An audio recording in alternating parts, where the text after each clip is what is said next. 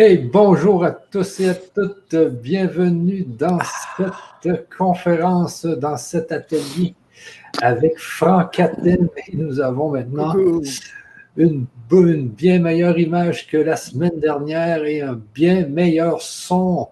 Alors, Formidable. j'aimerais bien, à vous qui êtes sur le chat, que vous nous disiez si vous nous voyez bien, si vous nous voyez bien. Et puis, nous allons justement voir si tout est correct, si vous nous entendez bien, si vous entendez plus Franck ou plus moi. J'aimerais bien que vous puissiez nous dire sur le chat. Alors, Franck, ça va bien aujourd'hui, toi? Ça va bien, oui, merci. Toi aussi, tu vas bien? Oui, super bien. Super bien. Là, on est ici au Québec, nous avons l'été indien, hein, enfin, qui vient d'arriver. Ah oui. Vénard, vénard. Donc aujourd'hui, il faisait 12 degrés Celsius. C'était merveilleux. Ben, c'est merveilleux. On était faire une marche tout à l'heure. On a enlevé nos grosses blouses d'hiver pour remettre nos blouses de printemps. Alors, Franck, c'est le défi d'être adulte aujourd'hui. Alors, de quoi tu vas parler? Ah oui, oui. Et puis, désolé pour ce retard. En fait, euh, une fois de plus, le défi d'être adulte a été reporté, mais ça, c'est un peu la règle pour tout le monde parce que on a souvent tendance à retarder le moment de devenir adulte, n'est-ce pas? Je ne vise personne, bien sûr, mais Oui, c'est très souvent que on attend un âge avancé pour arriver à être complètement qu'on appelle adulte. Mais bon, ça, c'était un peu quelque chose d'assez significatif. Bon, c'est vrai que les adolescents, ils n'ont pas envie d'être adultes. Ils disent tous, oh, vivement que j'ai 40 ans, vivement que j'ai 40 ans. Mais en fait, ils n'en pensent pas un mot. Ils font tout pour retarder les choses et pour vivre en communauté, en groupe, en bande, etc., pour diverses raisons qu'on va comprendre dans 2 minutes. Mais bon, ce défi d'être adulte, c'est quelque chose qu'on a tendance à reporter toujours pour des raisons métaphysiques extrêmement claires et pas seulement pour des raisons psychologiques et personnelles. C'est toujours ça qui nous intéresse, hein, évidemment, puisque nous, dans nos ateliers, on se place toujours au-dessus du niveau psychologique, au-dessus du niveau personnel, on se place au niveau métaphysique, c'est-à-dire au niveau universel, au niveau ontologique, au niveau de ce qui est vrai pour tout le monde.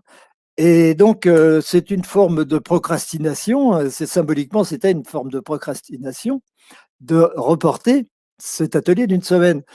Et la procrastination, c'est ça, n'est-ce pas? C'est en quelque sorte, pourquoi ne pas remettre au lendemain ce que l'on peut ne pas faire le jour même? Pourquoi ne pas remettre au lendemain ce qu'on peut ne pas faire le jour même? Et pourquoi est-ce qu'on procrastine? Et pourquoi est-ce qu'on retarde les choses? C'est une question d'incarnation. Euh, L'état adulte, c'est tout simplement le fait d'être incarné ou de ne pas être complètement incarné. Mais en réalité, on n'est jamais complètement incarné. Et l'incarnation ne se fait pas d'un coup comme ça. C'est pas parce qu'on arrive, on sort du ventre de la maman qu'on est incarné. Pas du tout. L'incarnation se fait très progressivement et il y a des étapes, il y a des stades dans notre évolution, dans notre maturation, où on est de plus en plus adulte et et on quitte de plus en plus cet état de non incarné parce que on peut rien comprendre de tout ça si on n'a pas une notion de l'incarnation et de la mort et de la vie parfaitement claire sur le plan métaphysique, comme d'habitude d'ailleurs. Et bon, on a fait pas mal d'ateliers sur la mort, justement, on sait ce que c'est que l'incarnation, on sait ce que c'est que tout ça, donc ça va être plus facile pour nous. Et lorsqu'on s'incarne, donc, on va mettre un certain temps parce qu'il faut s'habituer. Il faut s'habituer à un nouvel état. Et ce nouvel état, c'est un état qui, idéalement, est un état d'adulte parfaitement autonome et parfaitement séparé des autres et parfaitement séparé de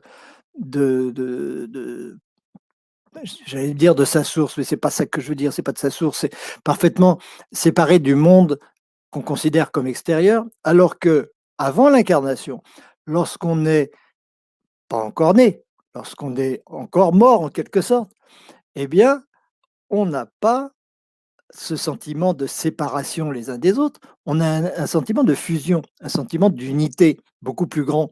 C'est normal, puisqu'on est dans des sphères un peu plus élevées, c'est notre futur. On est l'au-delà, c'est notre futur, on l'a expliqué, on l'a montré, etc. Pour les gens que ça intéresse, il faut qu'ils se reportent à ces anciens ateliers. Quand on est dans l'au-delà, on a un sentiment d'être quelque chose comme en fusion, en unité avec le monde, avec tout le monde. Il n'y a pas vraiment de séparation entre les gens, mais, et on y apprend plein de choses sur le plan de la communication, sur le plan de l'amour, etc. En tout cas, on en a des visions. Et après, on se dit, ben oui, mais ici, je ne peux pas le manifester, je ne pourrais le manifester qu'une fois réincarné. Parce que ce n'est que dans l'incarnation, c'est-à-dire dans la séparation, quand on est loin les uns des autres, avec un corps bien précis, bien délimité, bien matériel, bien physique, que on peut communiquer, qu'on peut s'aimer. Sinon, quand on est dans l'unité, bah, il n'y a pas cette possibilité d'expérimenter des formes d'amour qu'on n'a pas eu le temps pour l'instant jusque-là d'expérimenter. On a besoin d'être séparés pour s'aimer. On a besoin d'être au moins deux pour s'aimer. Et on a besoin d'être séparés des autres. Sinon, si on est en fusion avec les autres, il n'y a pas d'amour. Il n'y a pas d'amour. L'amour commence à partir du moment où on est vraiment incarné. L'amour qui a une signification, parce que dans l'au-delà, on peut dire c'est l'unité, mais par rapport à notre vie matérielle, ce n'est pas l'amour qu'on a besoin d'expérimenter. Ce qu'on a besoin d'expérimenter au niveau où on se réincarne, on s'incarne et se réincarne, n'est-ce pas, notre niveau vibratoire d'humain, eh bien, on a besoin absolument d'avoir l'impression d'être séparés les uns des autres, même si c'est une illusion. Évidemment, c'est une illusion. La séparation, c'est une illusion. La réalité, c'est l'unité.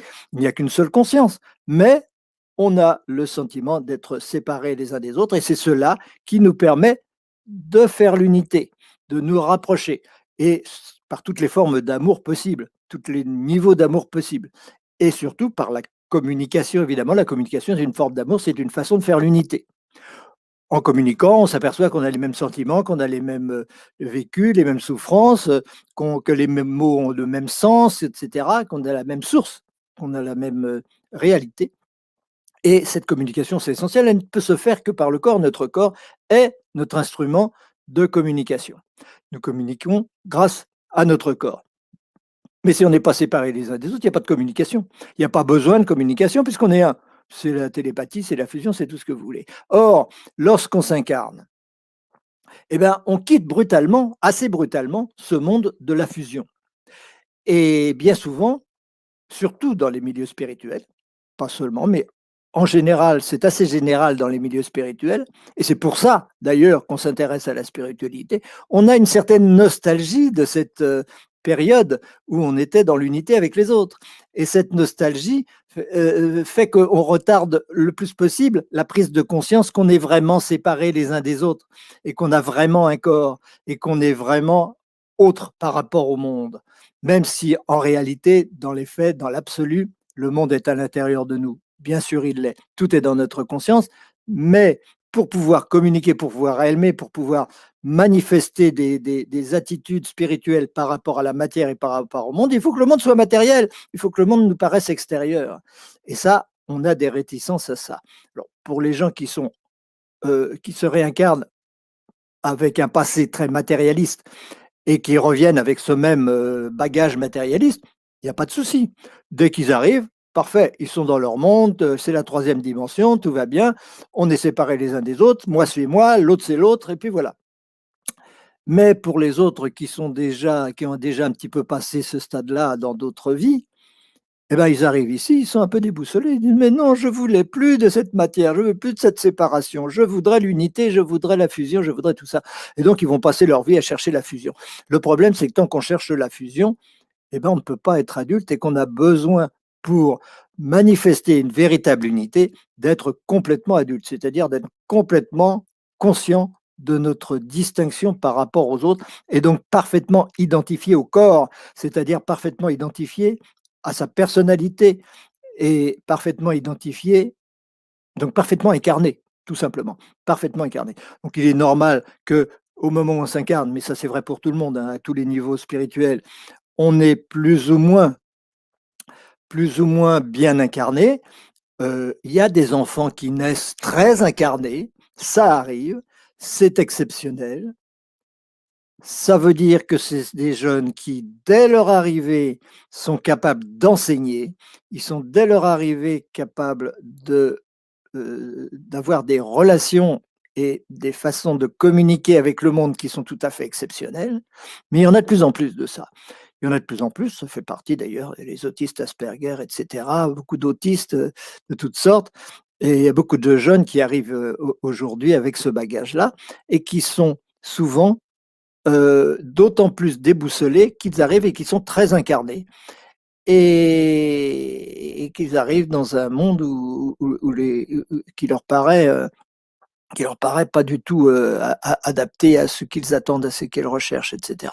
Mais bon, ça c'est une chose. En tout cas, souvent, en général, les enfants mettent un certain temps à s'incarner complètement. Ils peuvent mettre des mois, des années, 3 ans, 4 ans, 7 ans, etc. Et ensuite, ils vont être adolescents, ok, ils sentent bien qu'ils sont appelés à être des adultes parce que il y a une dualité, le besoin de se séparer, le besoin de rester unis. Alors il y a une tension qui se produit, qui fait les, les, les crises d'adolescence, etc., où on est en révolte par rapport à l'extérieur. Non, c'est pas moi, c'est pas ma famille, c'est pas possible, etc. Et puis d'un autre côté, un besoin de rester dans cette fusion, dans ce cocon, dans une âme groupe, comme on l'était dans les pas des âmes groupes, c'est un mauvais mot, mais bon, impression de fusion comme on était dans les hautes sphères, on essaye de se raccrocher en vivant en bande, en vivant des choses comme ça. Et ça, ça fait en sorte de freiner un peu. Mais c'est parfaitement sain, c'est parfaitement normal, et c'est en sortant de là que on commence évidemment à être adulte, c'est-à-dire véritablement autonome. Pendant toute cette période, jusqu'à la fin de l'adolescence, etc., on a construit son ego. On a construit son moi, c'est-à-dire qu'on s'est incarné, tout simplement. C'est ça que ça veut dire. Que je solidifie mon ego en me confrontant aux autres. Je solidifie mon ego en manifestant ma personnalité. Je fais en sorte de me séparer de mes parents, de ne pas être en fusion avec mes parents, etc.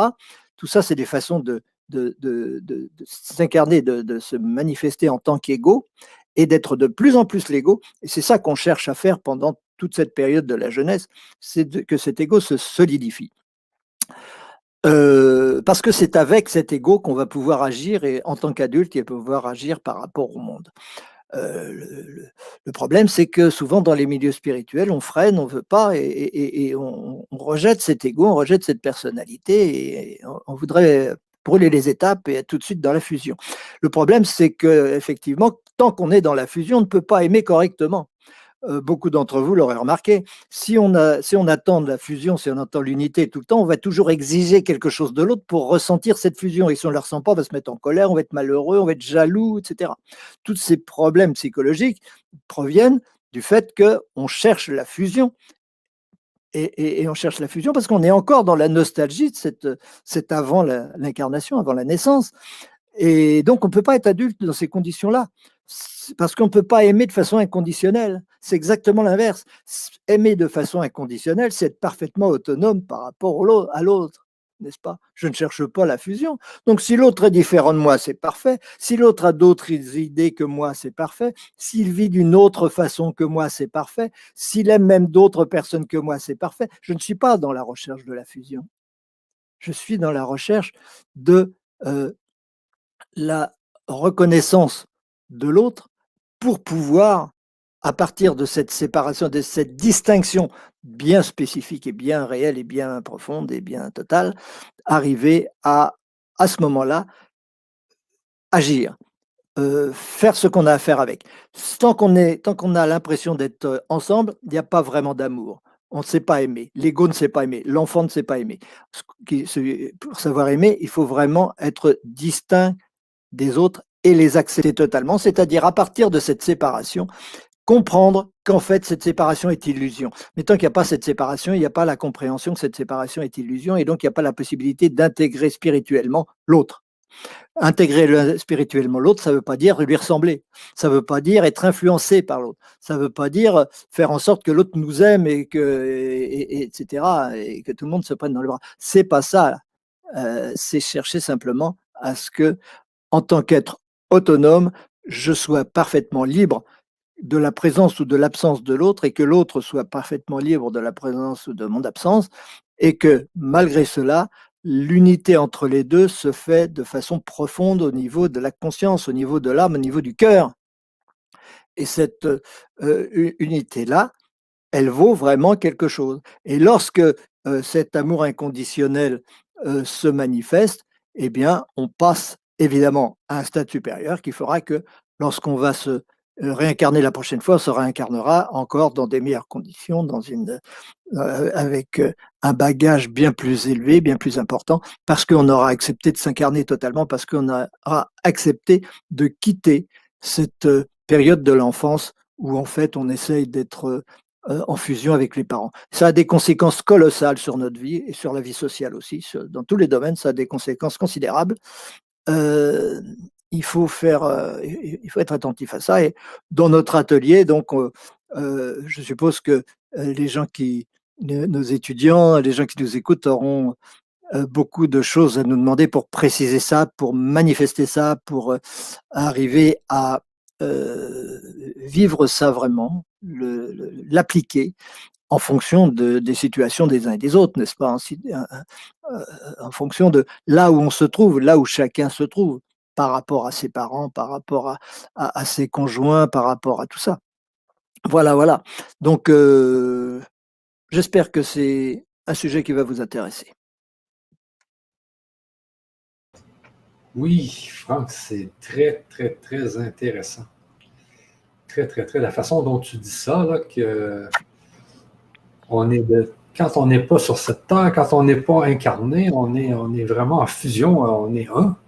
Dans le fond, c'est ça, on est un. On est artificiellement un. On est un prématurément. C'est-à-dire que quand on visite l'au-delà, on visite des sphères qui sont notre avenir, mais pour lesquelles on n'est pas prêt. Sinon, si on y était prêt, on y resterait, on n'aurait pas besoin de s'incarner. Et donc, c'est prématuré d'y être, et on ne peut pas vivre la même chose dans la matière, ça ne servira à rien, ça empêcherait d'évoluer et de passer tous les stades qu'on a besoin de passer. Mais est-ce qu'on a quand même, tu penses, toi, une genre d'identité? On a toujours une identité à tous les niveaux. On ne peut jamais être dans une fusion totale. L'unité absolue n'existe pas, mais cette fusion, elle s'étend plus ou moins loin, simplement. C'est pas facile de l'exprimer ça, je ne sais pas exactement comment l'exprimer, mais de toute façon, il y a toujours une séparation à un certain niveau. Et l'identité est quand même estompée. Elle est estompée, mais on va la récupérer. Et on va la récupérer au fur et à mesure que l'incarnation va se faire. Ça ne se fait pas en une seconde.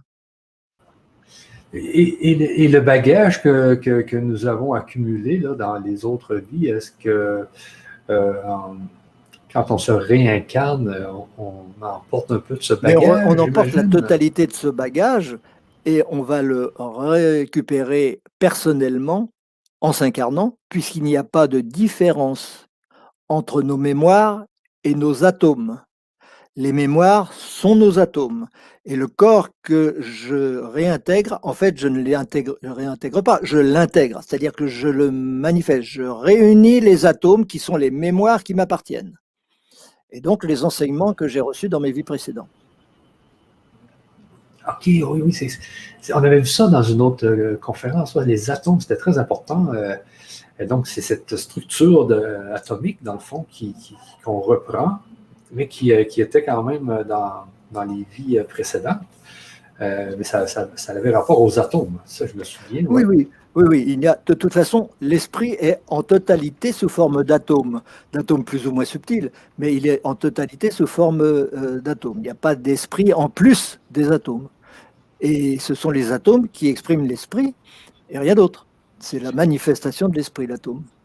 Et tout le temps, on l'explique dans des ateliers qui n'ont rien à voir avec ces ateliers d'ontologie, de psychologie, etc. Oui. Juste pour terminer avec ça, c'est parce que les atomes, c'est aussi des ondes, hein, l'histoire de ondes-particules. Oui. Donc, les atomes, c'est des ondes, c'est aussi des particules. Donc, dans le fond, on est des ondes. Des ondes qui sont matérialisées. Oui, mais bon, se matérialiser, ça veut dire quoi? Ça veut dire se délimiter, simplement. Mon corps est délimité, mais je suis qu'une onde. Mais les délimités, c'est une impression. C'est une impression parce que s'il n'y avait pas cette sensation de résistance, il n'y aurait pas de résistance du tout et donc il y aurait fusion. Et or, c'est impossible puisque, on l'explique, mais ça c'est de la haute métaphysique, c'est plus de l'ontologie, on l'explique pour expliquer pourquoi l'absolu qui est un est forcément discontinu et ne peut pas faire autrement que de se manifester sous forme discontinue. Ou bien il est discontinu, ou bien il se manifeste et il est discontinu, ou bien il ne se manifeste pas. Mais de toute façon, il se manifeste. Donc de toute façon, l'être est toujours discontinu en tant que manifestation, mais continu en tant qu'essence. Notre essence est continue, la conscience est continue, elle est éternelle, et c'est l'instant présent qui est éternel, mais dans sa manifestation, elle est discontinue, c'est-à-dire sous forme matérielle. C'est l'univers. OK. Juste une petite dernière comme ça. Parce que là, on est en grand public, Franck, que je vais devoir couper aussi le grand public, les amis. Mais avant toute chose, les énergies invisibles là, qui nous entourent, qui sont intelligentes aussi. Tu sais, des fois, il y a des gens qui peuvent faire des channeling, qui peuvent avoir comme des communications. Est-ce que toutes ces énergies-là ont aussi des atomes? Oui. Alors, nous ne les percevons pas comme tels, puisque nous n'avons pas besoin de reconnaître ces limites-là. Ça fait partie de nos corps subtils. Donc, on ne les perçoit pas comme matériels, mais pour les autres niveaux, ils sont matériels autant que nous. C'est-à-dire que pour un archange, son corps est aussi physique que notre corps peut nous paraître physique. C'est simplement, il est séparé des autres. Et à partir du moment où on est séparé des autres, on a cette sensation qu'il y a une limite. Et une limite, c'est toujours une résistance. Et la résistance est toujours la même. Ou c'est résiste, ou ça résiste pas. Si je traverse ma main, bah, c'est qu'il n'y a pas de résistance, donc je n'ai pas d'identité. Et si et c'est en la traversant pas que je peux dire je m'arrête là et après c'est l'autre. C'est automatique. Il y a toujours ce sentiment de séparation. Et le phénomène de conscience, comme on l'explique par ailleurs, on n'a pas encore fait d'atelier là-dessus d'ailleurs. Le phénomène de conscience, là où se situe le conscience, c'est juste à la limite, c'est juste au moment, à l'endroit du conflit, à le moment où il y a la séparation. À l'intérieur, on appelle ça subconscient, c'est pas conscient. À l'extérieur, on en est conscient, mais en réalité, c'est notre inconscient. Et ce n'est qu'à la surface, à la superficie entre les autres, donc au niveau de nos terminaisons nerveuses de notre corps, que se situe le conscient. Le conscient ne se situe ni avant ni après, mais il contient tout un univers qui est filtré par le subconscient. Donc bon, tout ça, c'était expliqué et c'est à raconter. On l'a déjà fait, on le refera. OK, super. Donc, il y a beaucoup de questions. Déjà. Nous allons continuer cet atelier, le défi d'être adulte. Donc, c'est très intéressant. Et oui, être adulte, c'est tout. Souvent aussi, c'est beaucoup de responsabilités, hein, Franck? Tu as dit un mot important, la responsabilité, oui. De Oui, quelle responsabilité s'agit-il? On va en parler. En oui. fait, c'est le phénomène créateur, c'est le fait d'être créateur, d'être responsable. Ah oui, des fois, ça peut même être lourd, cette responsabilité. On aimerait toujours être des enfants, hein, mais la vie, il faut justement le défi d'être adulte. Alors, sur ça, les amis, nous allons continuer cet atelier. C'est un atelier, mais que le début était ouvert au grand public. Donc, je vais couper le grand public, mais avant toute chose, je vous mets l'adresse pour ceux qui aimeraient continuer l'atelier avec nous. Je vous la mets sur le chat. Donc, c'est annuler votre karma. Vous allez sur cette adresse-là. Et automatiquement, après votre achat, eh bien, vous allez avoir l'adresse YouTube, parce qu'actuellement, on diffuse sur 4 chaînes, dont une chaîne qui est pour les étudiants et qui va rester ouverte. Donc, tout simplement, après votre achat, vous avez l'adresse YouTube des étudiants et vous venez avec nous pour profiter de cet atelier qui va être très intéressant. Et sachez surtout que il y a toujours des grandes prises de conscience qui se font dans les ateliers à Franck. On en ressort toujours différent et notre vie aussi est toujours différente après les ateliers. C'est vraiment puissant. Donc, sur ça, les amis, je vous laisse et puis on se revoit très bientôt et on reste avec les étudiants. Donc, Franck, je te laisse continuer, mais je veux-tu une question avant toute chose? Oui, en tout cas, c'est toujours des initiations, hein. C'est pour ça que chaque atelier permet d'avancer, de passer une étape vers notre réalisation. Oui, je veux bien des questions si tu veux. Ici, de le déchu, être adulte égale être pleinement soi-même, point d'interrogation. Oui, mais alors c'est un des points les plus essentiels. Ça, qu'est-ce que ça veut dire être pleinement soi-même? Euh, je disais, on peut, et ça passe par le fait d'être complètement identifié à la matière, complètement identifié à son corps, complètement en unité avec son ego. Mais ça peut paraître paradoxal. Être adulte, c'est être le soi, c'est-à-dire être le créateur de cet ego. Ce n'est qu'une fois qu'on a complètement accepté son corps, son identité, sa personnalité, la matière qui nous entoure, et donc tout ce qui va avec, y compris cette responsabilité dont tu parlais, puisque on ne peut pas imaginer être adulte et ne pas être responsable, ce serait absurde. Ça veut dire aussi qu'on est créateur et qu'on est créateur de son univers. Et on n'est pas autonome si on n'est pas créateur. Être autonome, c'est être complètement en phase, euh, en harmonie avec son corps, avec ses limites. Et c'est en s'appuyant sur ses limites qu'on peut, en acceptant ses limites, en reconnaissant ses limites, en aimant ses limites, qu'on devient soi-même. C'est-à-dire qu'on devient le soi et qu'on n'est pas l'ego. Parce que on doit s'incarner, on doit avoir passer par ce sentiment d'être complètement une personne, mais pourquoi faire? Pour mettre cette personne au service de ce qui nous engendre, de ce qui nous crée, qui est le soi, et qui est notre vraie réalité. Il faut passer par cette incarnation complète pour s'apercevoir et comprendre qu'on n'est pas cette incarnation. Donc il y a une, une nécessité du corps pour comprendre, et pour comprendre qu'on n'est pas le corps. Et une nécessité d'être vraiment dans le corps et d'accepter complètement le corps pour pouvoir s'en détacher.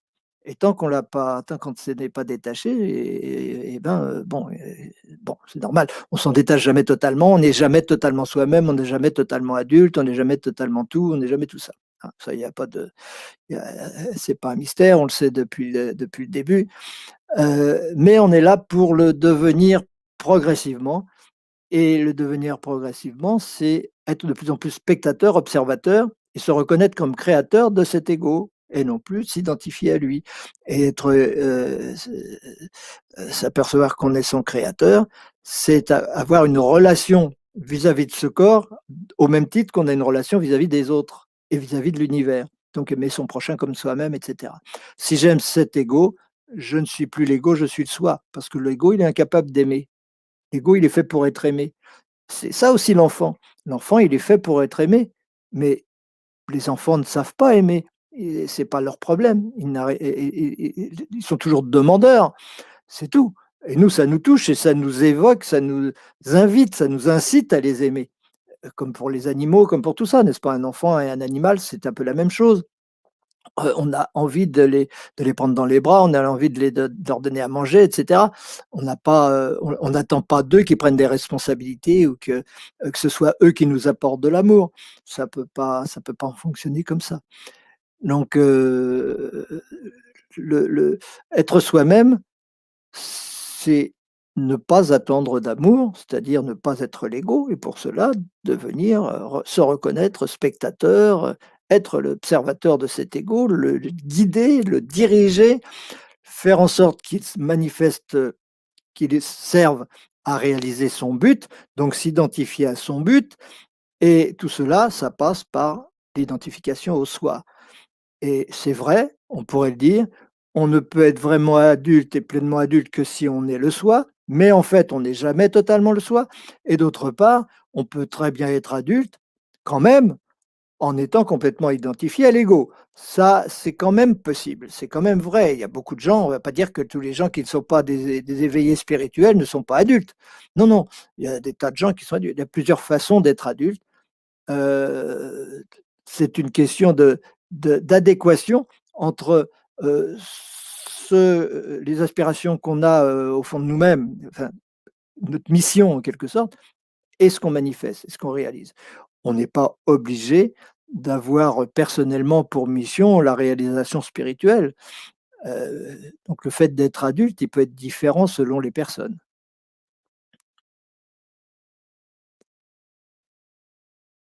OK. OK. Une autre question, Franck.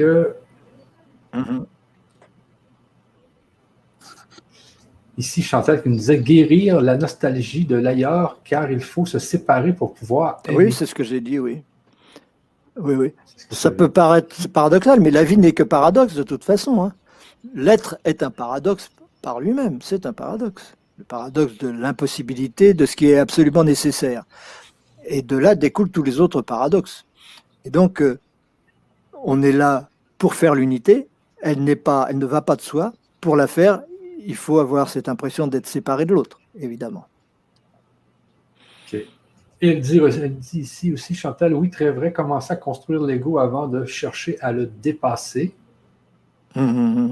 Oui, c'est pour ça que nous, on ne fait pas du développement personnel ici, hein, vous le savez bien. Ce n'est pas notre préoccupation, puisqu'on s'adresse avant tout à des gens qui ont, a priori, déjà des aspirations spirituelles sincères, qui sont déjà dans une recherche profonde de compréhension, de réalisation. Et dont la préoccupation première n'est pas le bonheur. La préoccupation première n'est pas de s'affirmer par rapport aux autres. C'est pas d'affirmer leur ego, de développer, d'épanouir leur ego.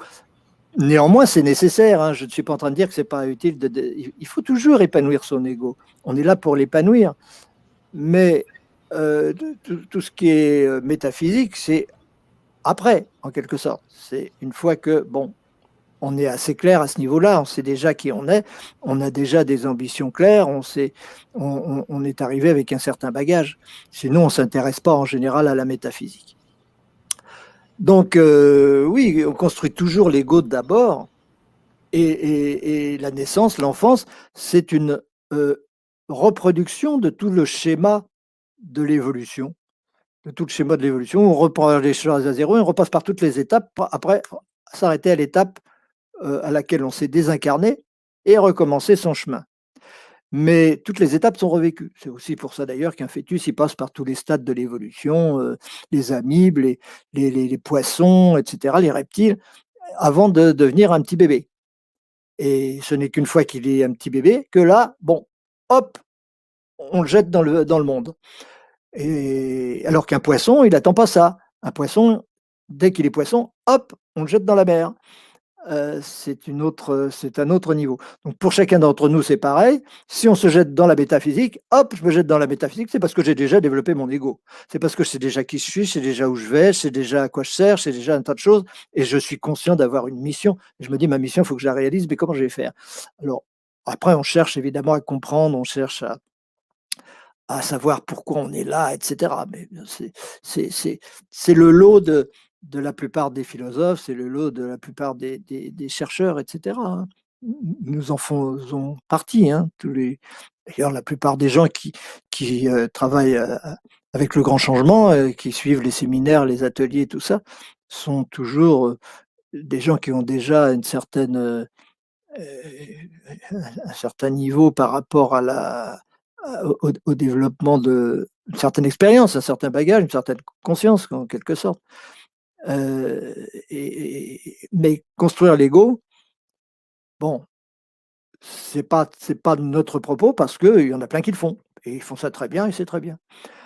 Cela dit, on va s'apercevoir qu'en réalité, ce n'est qu'une fois qu'on a compris les choses sur le plan métaphysique qu'on construit d'autant mieux l'ego et qu'on se dit, ah ben, j'avais plein de choses à corriger, je ne savais pas.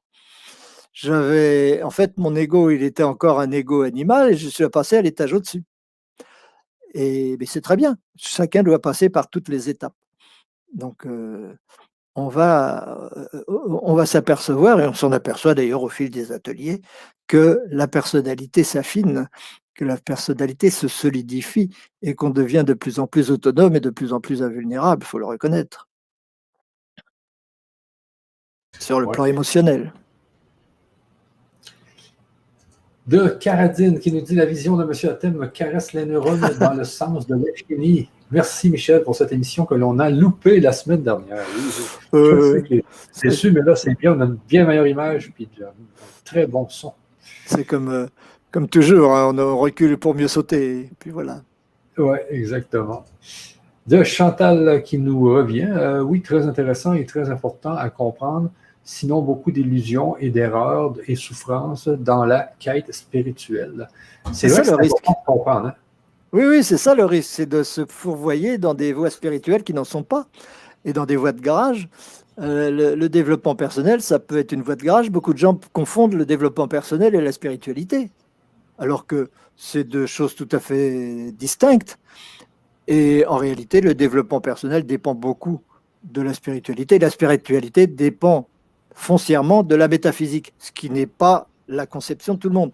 La plupart des gens font de la spiritualité sans avoir aucune notion de métaphysique, ou s'être jamais posé de questions métaphysiques et n'avoir jamais rencontré véritablement de réponse.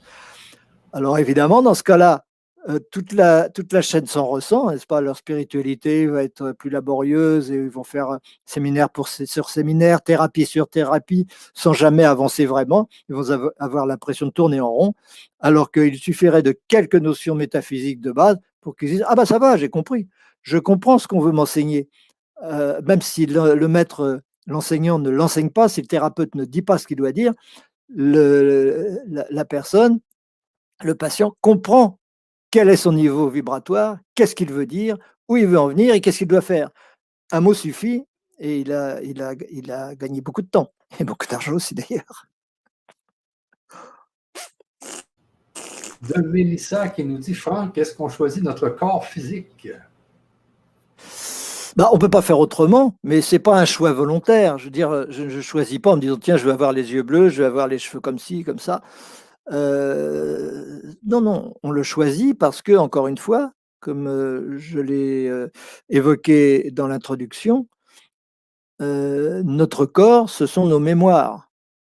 Donc, on ne peut pas, chacun d'entre nous, c'est ça qui fait qu'on est une individualité, a un bagage de mémoire différent et donc va avoir besoin d'atomes différents, va utiliser des atomes différents qui sont ses mémoires pour constituer un corps différent. Tous les corps sont différents. Il n'y a pas de corps identique, comme il n'y a pas deux feuilles d'arbre identiques, et on ne peut pas y échapper. C'est forcément ce corps-là et pas un autre. Et il n'y a absolument rien qui soit laissé au hasard. Il ne peut rien y avoir qui soit laissé au hasard. On peut dire, oh, j'ai pas de chance d'avoir été comme ça, j'ai pas de chance d'avoir. Bon, c'est pas du tout une question de chance, c'est une question de besoin. Une fois qu'on a compris le processus, une fois qu'on a compris que tout est régi par un but, et un but unique, qui engendre toutes les conditions de réalisation de ce but, et que nous chacun un petit bout de cette réalisation, eh bien, nous assumons chacun ce petit bout-là, et pas un autre. Et en fonction du rôle que nous jouons dans une vie par rapport à ce petit bout d'incarnation et ce petit bout d'infini qu'on manifeste, eh bien, nous créons des besoins spirituels spécifiques qui vont faire que, et recevoir un enseignement spécifique, donc une compréhension spécifique, qui vont faire que dans la vie prochaine, j'aurai forcément le corps qui correspond à ces nouvelles mémoires qui seront les miennes. Mes mémoires changent en permanence et donc en réalité on s'incarne et se réincarne à chaque instant, mais c'est une façon de parler. Gardons le mot incarnation pour les étapes, n'est-ce pas, discontinues, mais dans les faits, nos mémoires changent tout le temps. Hein. Vous êtes bien d'accord qu'il y a 5 minutes, nos mémoires n'étaient pas les mêmes que maintenant. Et nos cellules non plus d'ailleurs, parce qu'il en meurt tout le temps, il en est tout le temps, notre corps n'est jamais le même. Alors, à la limite, on pourrait dire, je n'ai pas de corps, je ne sais pas quel est mon corps. Comme on peut dire, je ne sais pas ce que c'est que l'univers. Il change tout le temps. Il n'y a jamais eu une particule à la même place. Mais non, à chaque instant, les particules ne sont plus à la même place. À chaque instant, il y a des choses qui bougent, etc. Les galaxies filent dans tous les sens. Les brins d'herbe, ils poussent. Ils poussent. Ce n'est pas les mêmes maintenant qu'il y a 5 minutes. Donc, tous les corps changent tout le temps.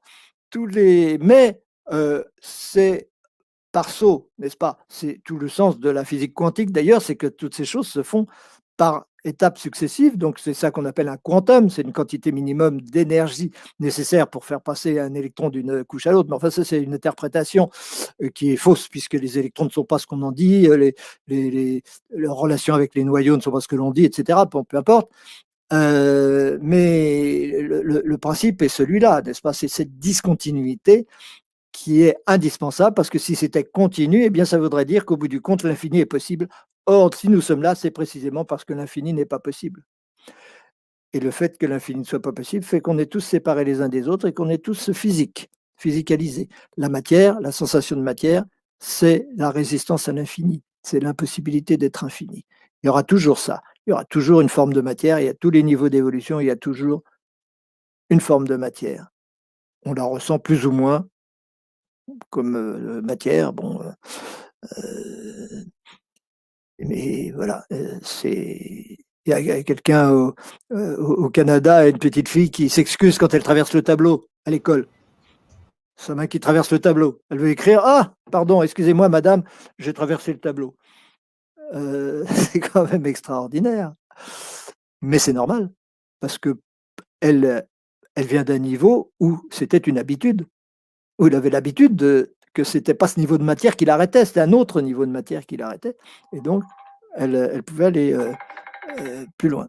Voilà. Excusez-moi pour le téléphone, j'ai oublié de l'éteindre. OK. D'ailleurs, je sais pas où il est. Prends le temps de l'éteindre. Je vais te trouver une autre question entre-temps. Vas-y. De Jean-Pierre Macquart. Yes. Donc, bonjour Jean-Pierre. OK.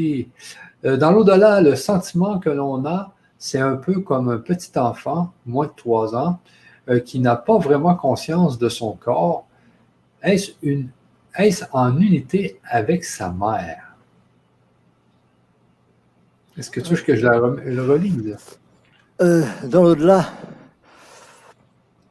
un petit enfant qui n'a pas vraiment conscience de son corps. Ben oui, c'est bien.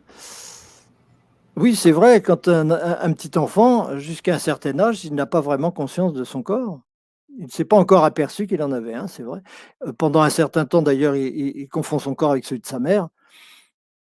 Et,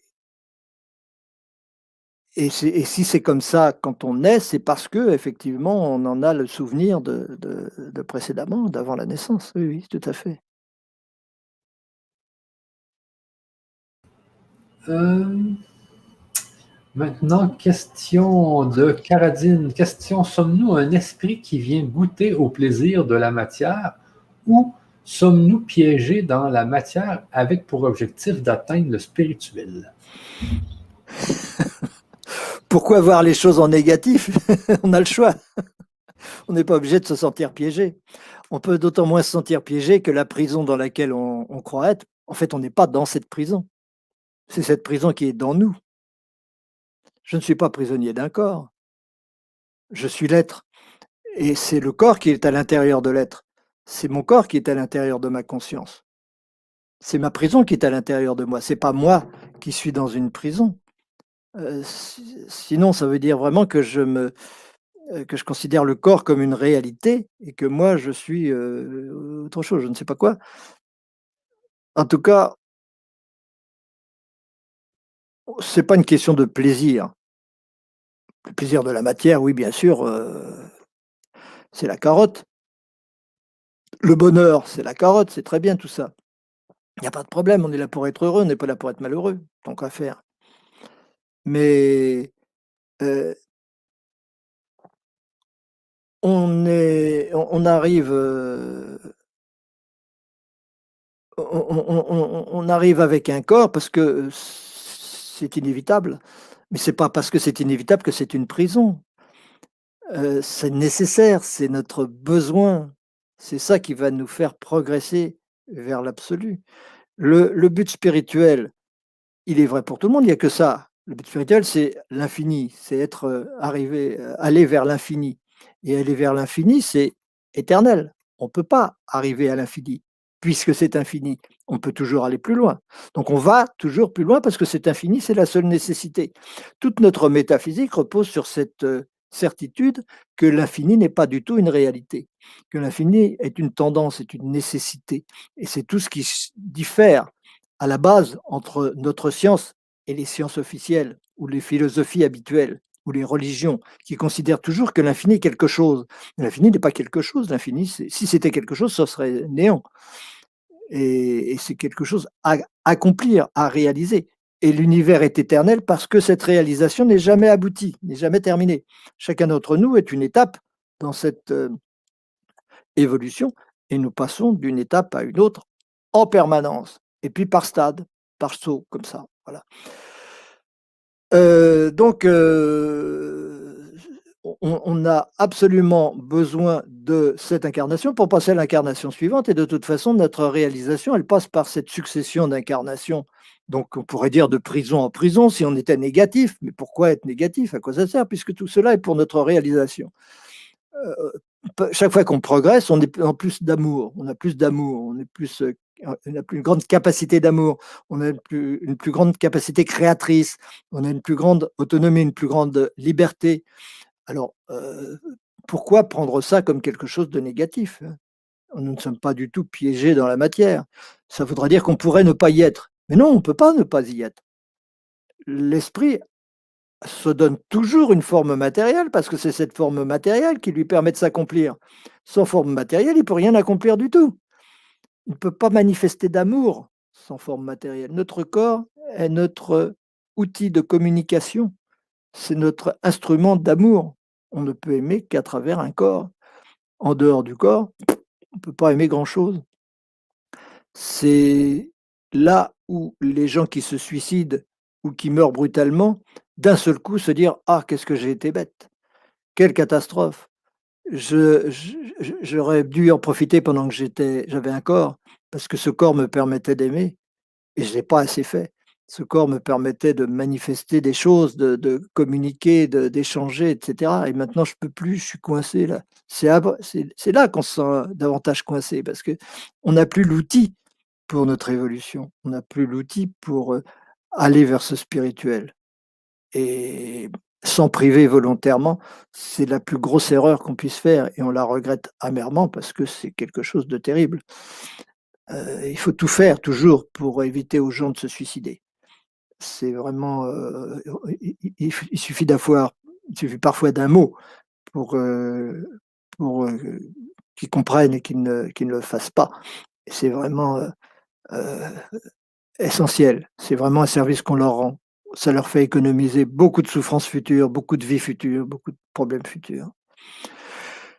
Bon, en tout cas, réjouissons-nous. On est là pour se réjouir et pour remercier, pour être dans la gratitude par rapport à cette certains appellent une prison. Il faut bien en être conscient. Ça n'a jamais été une prison. J'en suis le créateur. Un prisonnier qui fabrique lui-même sa prison, on ne va pas dire qu'il est prisonnier, hein. OK. Euh, donc, une autre question de Caradine. Est-ce que l'ego est un piège ou est-il le fruit d'un choix délibéré pour expérimenter l'individualité? Ben non, c'est pas un piège. C'est pas un piège. L'ego est absolument indispensable. Sans ego, on ne peut rien faire, on ne peut pas évoluer, on ne peut pas. C'est pas pour expérimenter l'individualité, c'est un fait, mais on n'expérimente l'individualité que pour s'en servir, que pour la faire servir. Le corps est là pour servir, il est là pour rendre service autour de lui. Notre mission en tant qu'être, en tant qu'individu en tout cas, c'est d'élever les vibrations autour de nous, c'est-à-dire de donner du bonheur autour de nous. C'est notre essentielle mission, c'est la mission pour tout le monde. Alors après, la mission varie selon les personnes. Il y a des personnes qui vont faire ça en étant boulanger, d'autres qui vont faire ça en étant plombier. Mais ce n'est pas grave. C'est toujours le fait de donner du bonheur autour de soi et d'améliorer la vie autour de soi, de donner au monde les éléments qui lui manquent pour être plus en harmonie. Donc on fait tout pour être en harmonie et c'est à ça que sert le corps. Il ne sert pas à autre chose. Ce n'est pas du tout un piège, c'est absolument indispensable, c'est quelque chose à chérir, c'est quelque chose à reconnaître, à à expérimenter bien sûr, mais surtout pour lequel on doit remercier. On est là pour se remercier, remercier, être dans la gratitude. En tout cas, c'est pas le fait de dire: «Ah, je remercie mon créateur, je remercie ceci, cela». C'est pas ça que je veux dire. Ce que je veux dire, c'est être dans la joie par rapport à ce corps, hein, par rapport à cet ego. C'est ça, remercier. Il y a pas besoin de le dire, il y a pas besoin de le formuler. C'est simplement s'en réjouir. Si je me réjouis de la vie matérielle parce que cette vie dans le corps et dans l'individualité, matérielle, ça me permet d'apporter un peu plus de bonheur à l'extérieur, j'ai gagné, tout va bien. Je suis le soi, parce que c'est le soi qui donne et qui aime. C'est pas l'ego. L'ego est incapable d'aimer. L'ego, il est fait pour être aimé. Tous les autres, c'est des égos pour moi, pour l'esprit, pour l'esprit qui est conscient dans son univers. Tous les autres, ceux de la matière, ce sont des égos qui ont besoin d'être aimés en tant que tels. Et moi, là où je suis, ici et maintenant, je suis la source d'amour. Chacun doit se manifester comme et se reconnaître comme la source d'amour, donc la seule source d'amour de son univers. Les égos qui sont à l'extérieur sont là pour recevoir cet amour. Et évidemment, si chacun a cette attitude et si chacun se dit je suis la source d'amour pour donner de cet amour et de l'harmonie à mon univers et élever les vibrations de mon univers, évidemment, tout le monde va recevoir, tous les égos vont recevoir. Donc mon ego aussi va en recevoir parce que les autres ont envie de lui en donner. C'est normal. Et pour les autres, je suis de la matière, je suis un corps, je suis un ego, je suis une personnalité. Alors, les personnalités disent toujours aimez-moi, comme Enrico Macias. Et, et voilà, on est là pour ça. Être le soi ou être l'ego, on choisit d'être le soi, c'est-à-dire qu'on est choisi d'être l'être qui utilise cet ego qui est son outil pour apporter de l'amour au monde extérieur et jamais chercher à en recevoir. Parce que si je cherche à en recevoir, ça veut dire que je suis l'ego. Et donc je me retrouve à nouveau dans l'attitude de l'enfant où il n'y a pas moyen d'être adulte. Parce que c'est l'enfant qui réclame toujours de l'amour. C'est pas l'adulte. L'adulte, il est là pour en donner. Ce qui veut dire qu'il va en recevoir si tous les autres en font autant. Mais il ne cherche pas à en recevoir. Il cherche à en donner. Tout le temps. Tout le temps. Tout le temps. OK. Ah, notre téléphone, il n'y a pas que moi. Oui, c'est le mien. Hey. Hey, une autre question de Caradine. Alors, donc, est-ce vraiment utile et nécessaire de se libérer de l'ego ou aller se fondre dans l'infini, ou serait-il meilleur de garder cette individualité même au-delà? Alors, la question ne se pose pas parce qu'on ne va jamais la perdre, cette individualité. On ne va jamais la perdre totalement. Mais se libérer de l'ego, j'ai déjà répondu à ça à plusieurs reprises, mais c'est pas grave, c'est pas un reproche. L'ego, il est absolument nécessaire.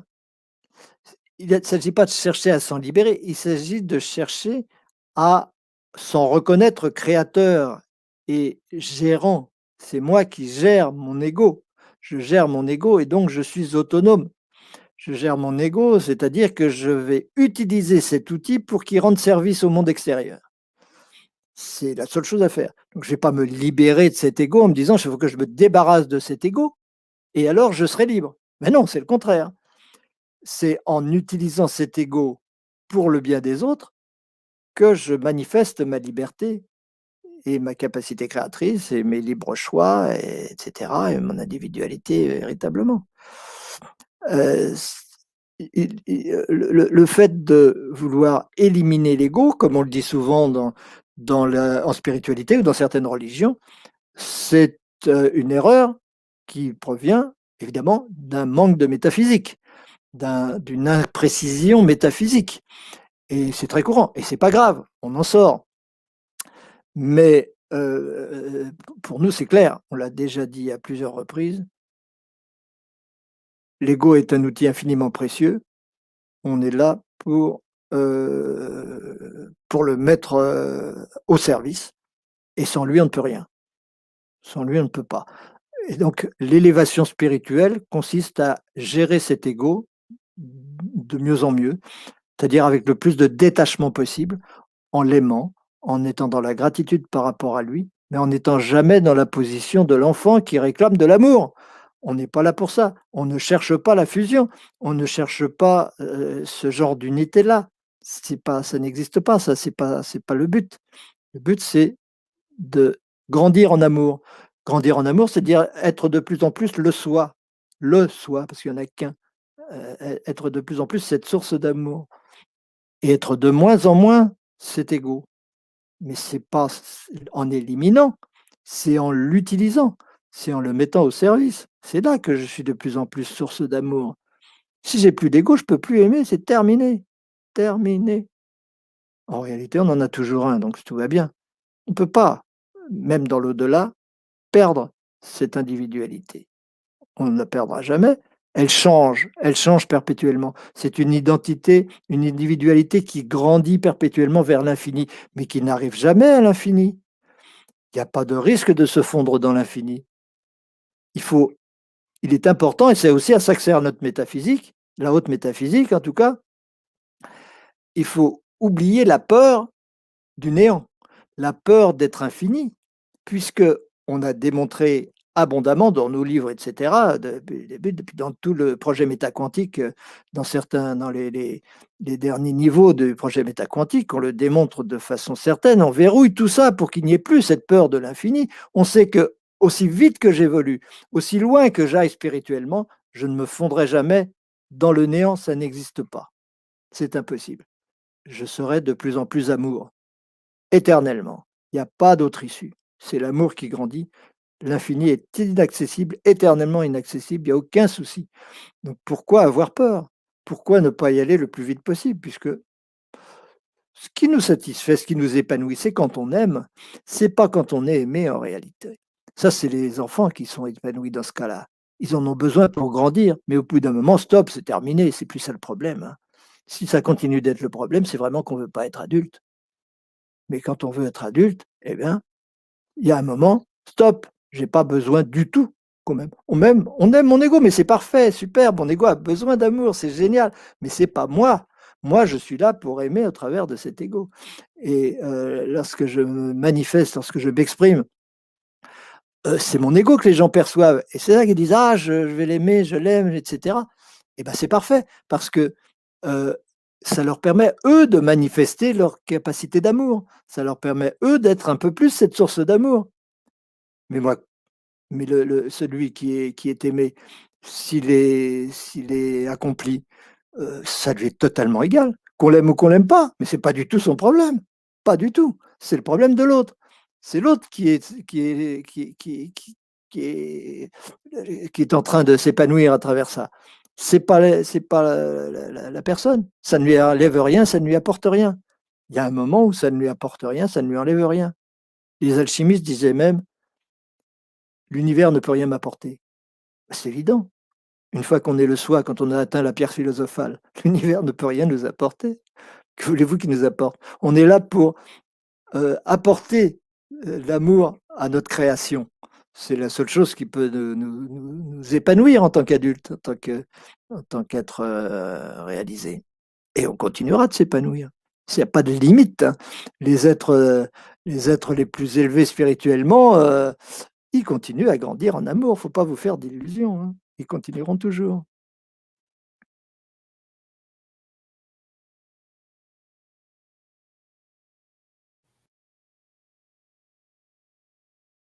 Est-ce que tu m'entends là? Oui, tu m'entends? Oh oui, très bien. OK. Parfait. OK, donc j'ai une autre question ici. Je suis dans une famille élargie, fratrie, cousin, que je particulièrement indifférents les uns des autres, j'ai toujours cherché à faire l'unité entre nous. Qui était parfait, il n'y a pas de problème. On est là pour apporter de l'harmonie autour de nous. Donc, si les gens sont indifférents les uns par rapport aux autres, c'est normal de donner l'exemple et de faire en sorte que l'amour grandisse partout. On est là pour ça. Ce faisant, il faut considérer cette famille comme son propre corps.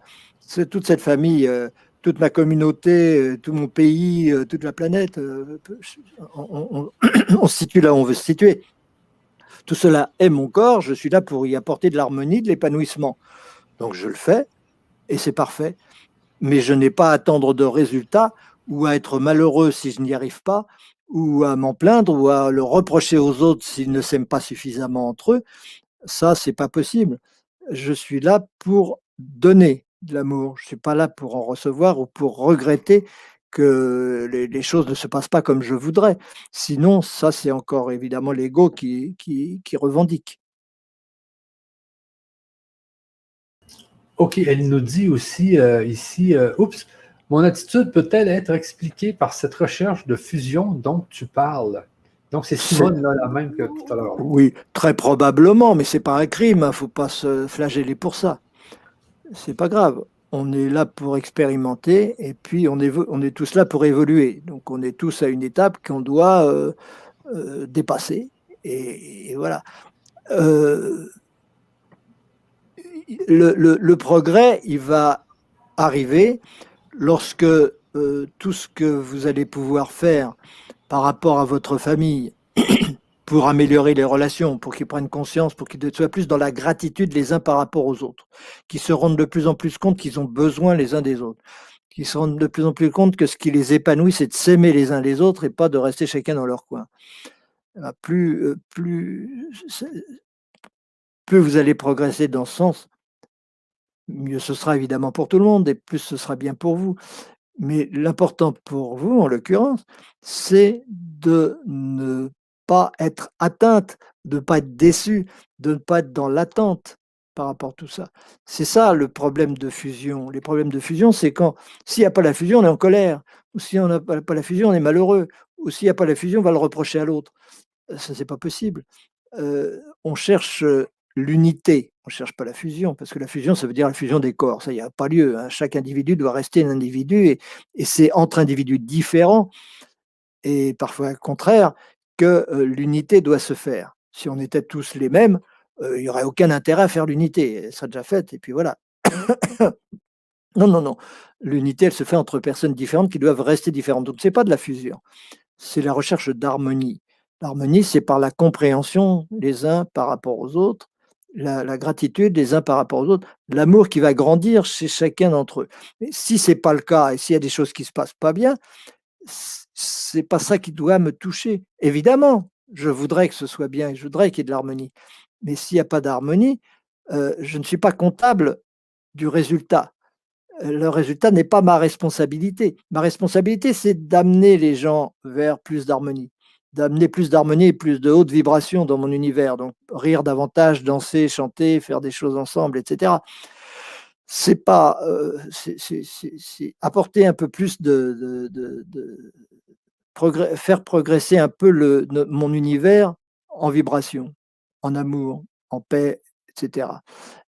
Et si le résultat ne correspond pas à ce que je voudrais, et il ne correspondra jamais totalement à ce que je voudrais, parce que moi je voudrais une unité totale, absolue, merveilleuse, où tout le monde se prend dans les bras, tout le monde est solidaire, etc.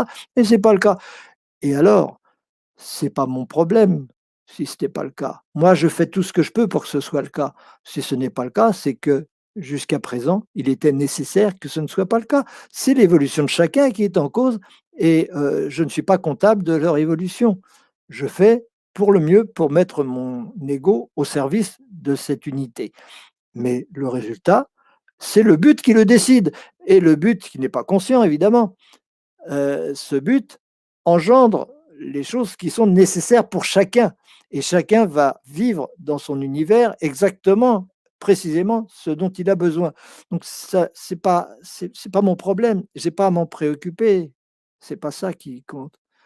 Je dois faire confiance au but. Le but contrôle le tout. Donc je suis en paix par rapport à ça. C'est le but qui contrôle les résultats. À un moment donné, tout est parfait. Tout est toujours parfait à un moment donné. Et par rapport à ce moment donné, j'agis de façon à faire progresser les choses. Et j'arrive à un autre résultat, c'est pas celui que j'attendais, c'est parfait. Je continue de faire en sorte que cela progresse. Voilà ce que c'est que évoluer vers le soi en utilisant son ego au mieux, sans pour autant chercher la fusion, c'est-à-dire sans pour autant y mettre de contenu émotionnel personnel dans le fait que ça marche ou que ça marche pas. Le résultat ne m'appartient pas, le but contrôle le tout, quelles que soient les circonstances, je suis en paix. OK. Donc, de Chantal qui nous dit quel bonheur de vous écouter et de comprendre. Merci, super. Il y a Don qui dit je ne vois plus mon commentaire. Pourquoi? Il y a effectivement des commentaires qui ont disparu. Je ne sais pas trop pourquoi. Mais bon, s'il vous plaît, reposez vos questions s'il y a quoi que ce soit. Bernadette nous dit le soi se manifeste par l'outil ego qui ne demande pas aux autres de le rendre heureux et qui se sent auteur et responsable de son existence. Point d'interrogation. Le soi est responsable et auteur de l'existence de l'ego. Il faut bien distinguer les deux. La distinction doit être la plus nette possible. D'ailleurs, tous nos ateliers ont pour but de favoriser cette distinction parce que c'est vraiment la base. Et c'est à partir du moment où la distinction est vraiment très nette que commence véritablement l'évolution spirituelle. Et commence véritablement cette dimension où on peut sortir de la condition humaine. Et c'est là que commence le supramental. Donc, le soi, il engendre l'ego, évidemment, il engendre tous les égos, il engendre tout l'univers qui va avec cet ego, puisque il ne peut pas y avoir un ego avec deux univers différents, il ne peut pas y avoir deux égos avec le même univers. À chaque ego correspond à un univers personnel. Il n'y a que des univers personnels, il n'y a pas d'univers commun. Les univers sont les univers qui correspondent à nos égos. J'ai une communauté de vie autour de moi, j'ai des circonstances, j'ai un pays, j'ai tout ça. Une planète, c'est l'univers de cet ego. Et donc tout cela est créé ensemble. Le soi crée cet ensemble, ego-univers, ailleurs un autre ego, un autre univers, un autre ego, un autre univers, un autre ego, un autre univers. Tous ces égos ont des points communs, tous ces univers ont des points communs, évidemment. On est tous sur la même planète, c'est pas grave, ça ne change rien. Donc le soi, il gère tout ça. Et donc on lui fait confiance. On fait confiance au fait que ce soi qui est la conscience elle-même, et non pas le conscient personnel, la conscience, le processus de conscience qui engendre tout cela, effectivement, il ne demande pas aux autres de le rendre heureux, puisque c'est le soi qui ne cherche pas d'amour. Par contre, il est ravi que tout cet univers rende heureux l'ego qu'il a créé, parce qu'il a une préoccupation parmi tant d'autres, c'est que cet ego soit heureux. Cet ego, il n'y a aucune raison qu'il ne soit pas dans la félicité. Il n'y a aucune raison qu'il ne soit pas épanoui. Il n'y a aucune raison qu'il n'ait pas à manger, qu'il n'ait pas chaud quand il fait froid, etc. Le soi fait tout pour que l'ego ait ce dont il a besoin, comme un parent par rapport à un enfant. C'est pour ça que être le soi, c'est l'archétype d'être adulte. Et l'enfant, l'ego, c'est l'archétype d'être enfant. Si je m'identifie à l'ego, de ce point de vue spirituel, c'est pas la réalisation de l'être humain. L'ego, il a besoin de recevoir de l'amour, et tant mieux s'il en reçoit de tous les côtés. Tant mieux si tout le monde l'aime. Le soi peut faire en sorte que ses attitudes fassent qu'il attire l'amour, mais c'est pas l'ego, lui, l'ego, lui, il sera toujours en demande de toute façon. Donc c'est pas, on est là pour rendre notre ego heureux, mais au même titre que les autres égos, tous les égos, le prochain comme soi-même, n'est-ce pas? Que dire de plus? Je ne sais pas si j'ai pas répondu à la question, peut-être. OK. De Josette ici, la Terre évolue et change de dimension. Si on veut se réincarner sur cette future Terre, il faudra donc évoluer dans cette vie pour changer de vibration et que l'on soit devenu adulte. De Josette. Oui. Oui, comme disait, qui c'est qui disait ça déjà? C'était Rudolf Steiner. Rudolf Steiner, il disait, l'avenir de la Terre dépend du niveau de conscience des humains. Le devenir de la Terre dépend de la conscience des hommes qui l'habitent. Pourquoi des hommes? Parce que l'homme, c'est le mental. C'est-à-dire l'étape intermédiaire, la quatrième dimension, l'étape qui sépare le monde animal, etc., des mondes spirituels. Et cette, ce médiateur, il a une responsabilité toute particulière qui est de gérer la planète et de l'entretenir et de l'aimer, de la soigner, de l'entretenir, etc. Ce qui est loin d'être le cas, vous le reconnaissez, par l'humanité actuelle, ça c'est clair. Il y a des gens qui le font, mais il y a beaucoup de gens qui ne le font pas et qui s'en moquent. Mais si je veux effectivement que l'expression n'est pas mauvaise, elle est bonne de dire je vais m'incarner sur un autre niveau vibratoire, sur une autre terre, et je vais dire la Terre a ascensionné. En réalité, la Terre n'a pas ascensionné. En réalité, je ou nous, ou tous ceux qui justement ont joué ce rôle et sont devenus adultes, comme dit Josette, tout cela vont se réincarner sur une planète qui correspondra à leur niveau spirituel s'ils sont suffisamment nombreux pour ça. Ils incarneront et diront: ah, la Terre a changé. En réalité, cette Terre-là existait déjà, mais ils ne pouvaient pas la vivre parce qu'on n'était pas assez nombreux à pouvoir la manifester collectivement. Donc, on ne la vivait pas. Et après, on dira: ah ben la Terre a ascensionné. Comme on dit aujourd'hui, la Terre va ascensionner. Mais en réalité, la Terre qui est aujourd'hui en état d'autodestruction, etc., elle va rester. Il y aura toujours cette dimension-là, elle existera toujours. Il y aura toujours une planète détruite avec un monde reptilien qui joue son rôle, etc. Il y aura toujours ça.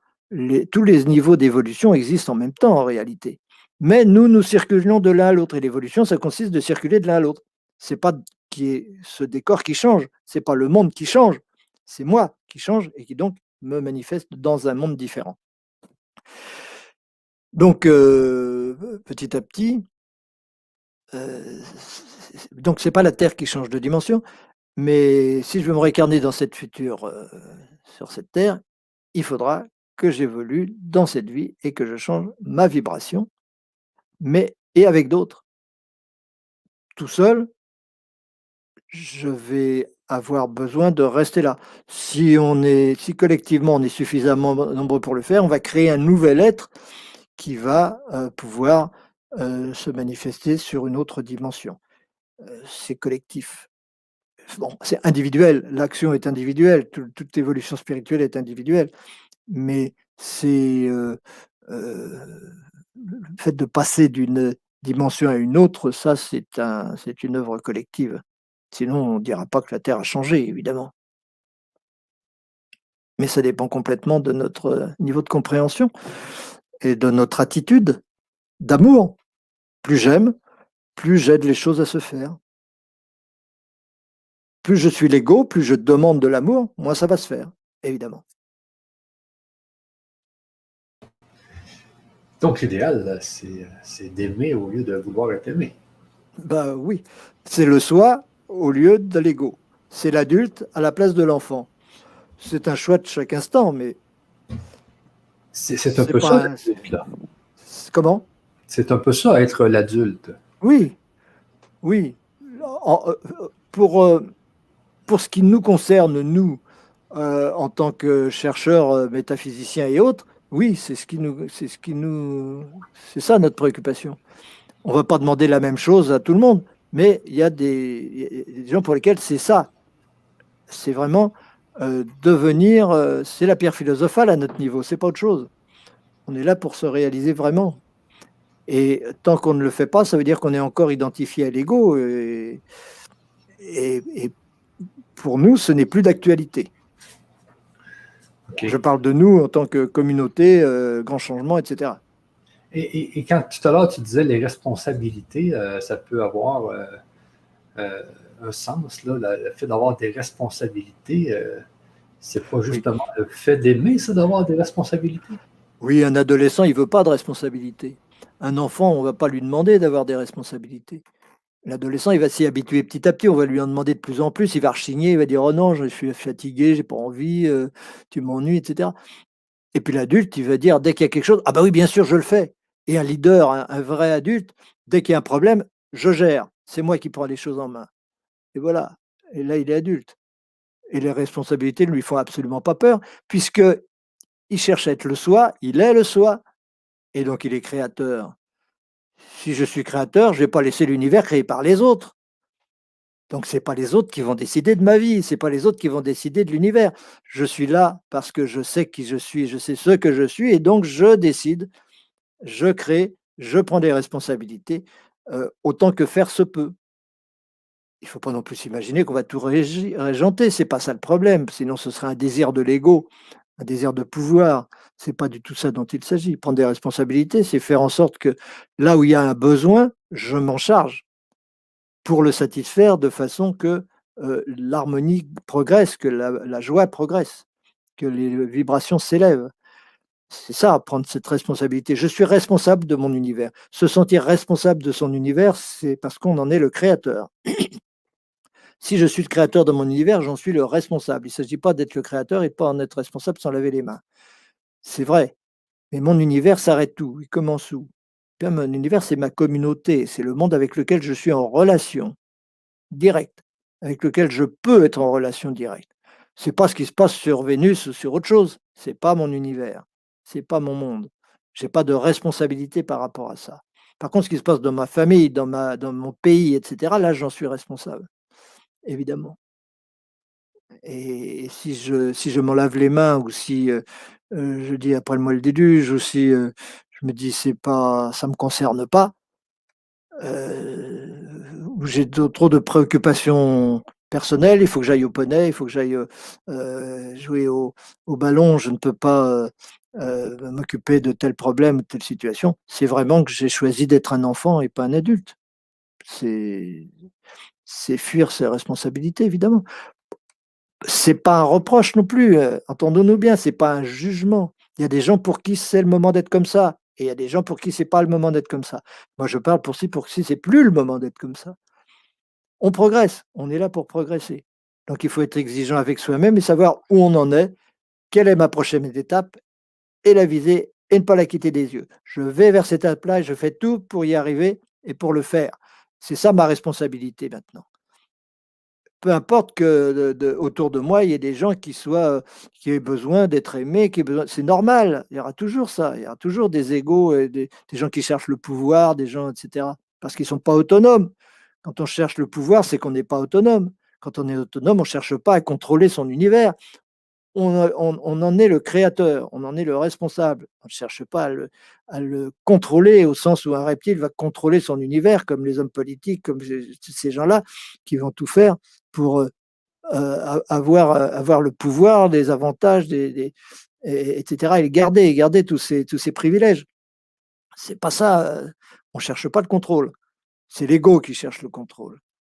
On cherche à être responsable. C'est une nuance qu'il faut méditer, c'est une nuance qu'il faut décider. On a un but, le but c'est de créer l'harmonie autour de nous, et chaque fois que je peux apporter de l'harmonie, parce que je me sens responsable de cette harmonie dans mon univers, eh ben je le fais. Mais c'est pas du contrôle ça, c'est pas du pouvoir, c'est pas faire les choses à la place des autres, c'est pas non plus prendre le pouvoir sur les autres, c'est rien de tout ça. C'est simplement élever les vibrations dans mon univers. Il y a 36 000 façons d'élever les vibrations. Et un adulte, il est là, il élève les vibrations autour de lui. Et c'est merveilleux. Et on est content. Et on le reconnaît pour ça. Mais lui, il s'en fout qu'on le reconnaisse ou pas. C'est pas le problème. À travers cet ego, il a élevé les vibrations. Youpi, c'est super.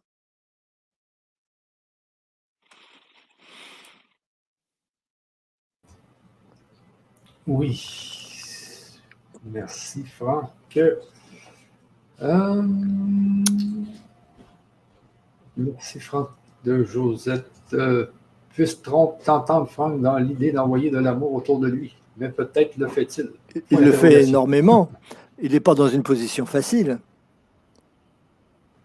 Enfin, si vous voulez, Ouais, on peut rentrer dans ce genre de considération, mais on n'a pas à juger les gens à l'extérieur. Chacun joue le rôle qu'il a besoin de jouer, qu'il est nécessaire qu'il joue jusqu'à présent. Jusqu'à présent. Et donc, chacun évolue au travers de ses expériences.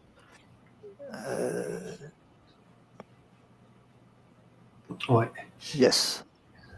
Et donc là, il n'y a pas de question pour l'instant. Moi, j'avais une Ça alors. question.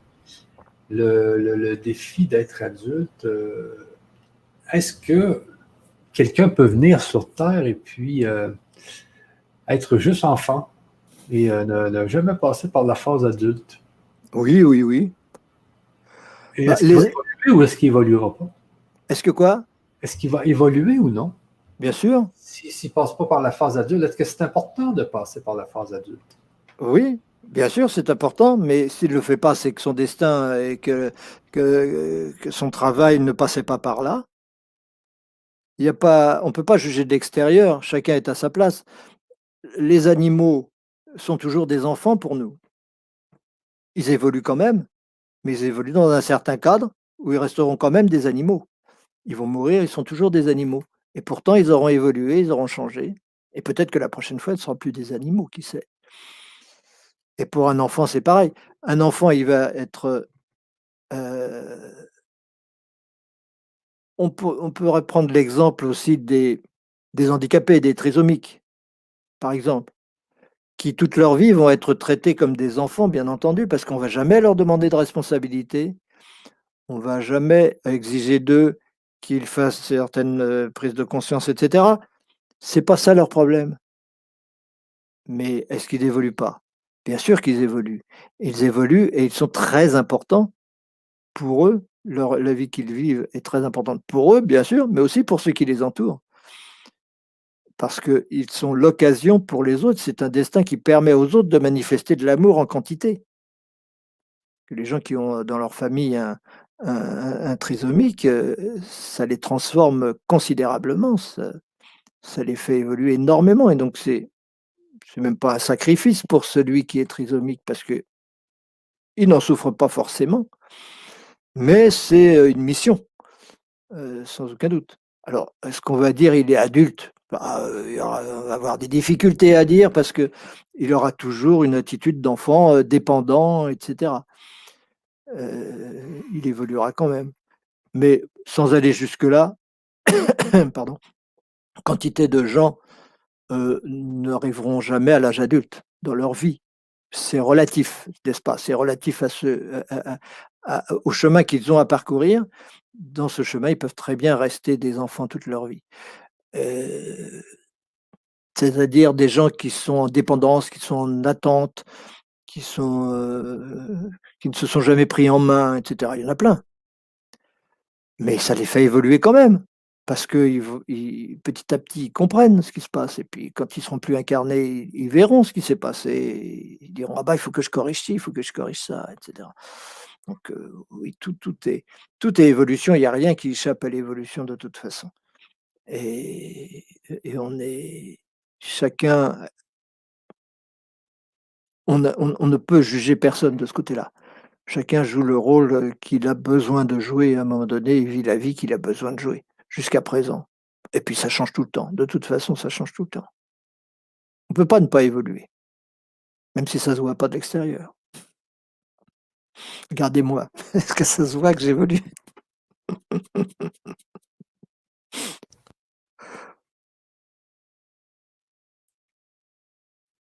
Mon micro était fermé. Mon micro était fermé, désolé. Et toi, aujourd'hui, Franck, tu te vois comme adulte, là? Oh bah, je suis en bonne voie. Je suis en Ouais? bonne voie. Non, mais tout dépend du niveau d'exigence que je me donne. Dans la mesure où j'ai tendance à gérer moi-même mon évolution, mon destin, ça c'est une chose qui n'est pas totalement acquise, mais qui est une décision quand même. Eh ben, je peux mettre la barre très très haut. Je peux mettre la barre plus ou moins haut. Et comme je sais grosso modo ce qu'il faut faire, si je ne le fais pas, c'est ma responsabilité. Voilà. Maintenant, ce que je dis là, je le souhaite à tout le monde, évidemment. Tout le monde est là pour pouvoir décider de sa vie et pouvoir choisir ses ambitions spirituelles. C'est c'est bien, c'est normal. On le fera tous de toute façon. Il y a un moment où c'est une évidence pour chacun d'entre nous. Maintenant, il ne faudrait pas s'imaginer que parce qu'on est adulte, on a perdu son côté enfant, hein. Il n'y a aucune raison, hein. On n'a pas non plus perdu notre côté animal, hein, ni végétal, ni autre chose. Et l'enfant en nous, il est toujours vivace et il a toujours besoin d'être nourri. Il n'y a pas de problème avec ça. C'est-à-dire qu'on aime blaguer, on aime s'amuser, on aime jouer, on aime tout un tas de choses qu'aiment les enfants et c'est très épanouissant pour l'ego et il n'y a pas de problème, avec ça. Ça n'empêche pas qu'on ressent, il y a un problème là-bas à régler, j'assume. Parce que je sais que j'en suis responsable, je vais essayer de faire pour le mieux, pour que la vibration s'élève et que le problème disparaisse et que la souffrance disparaisse. C'est toujours ça la préoccupation de l'amour, c'est de faire en sorte qu'il y ait moins de souffrance dans son univers. Ok, superbe. Donc, pour l'instant, j'ai pas d'autres questions.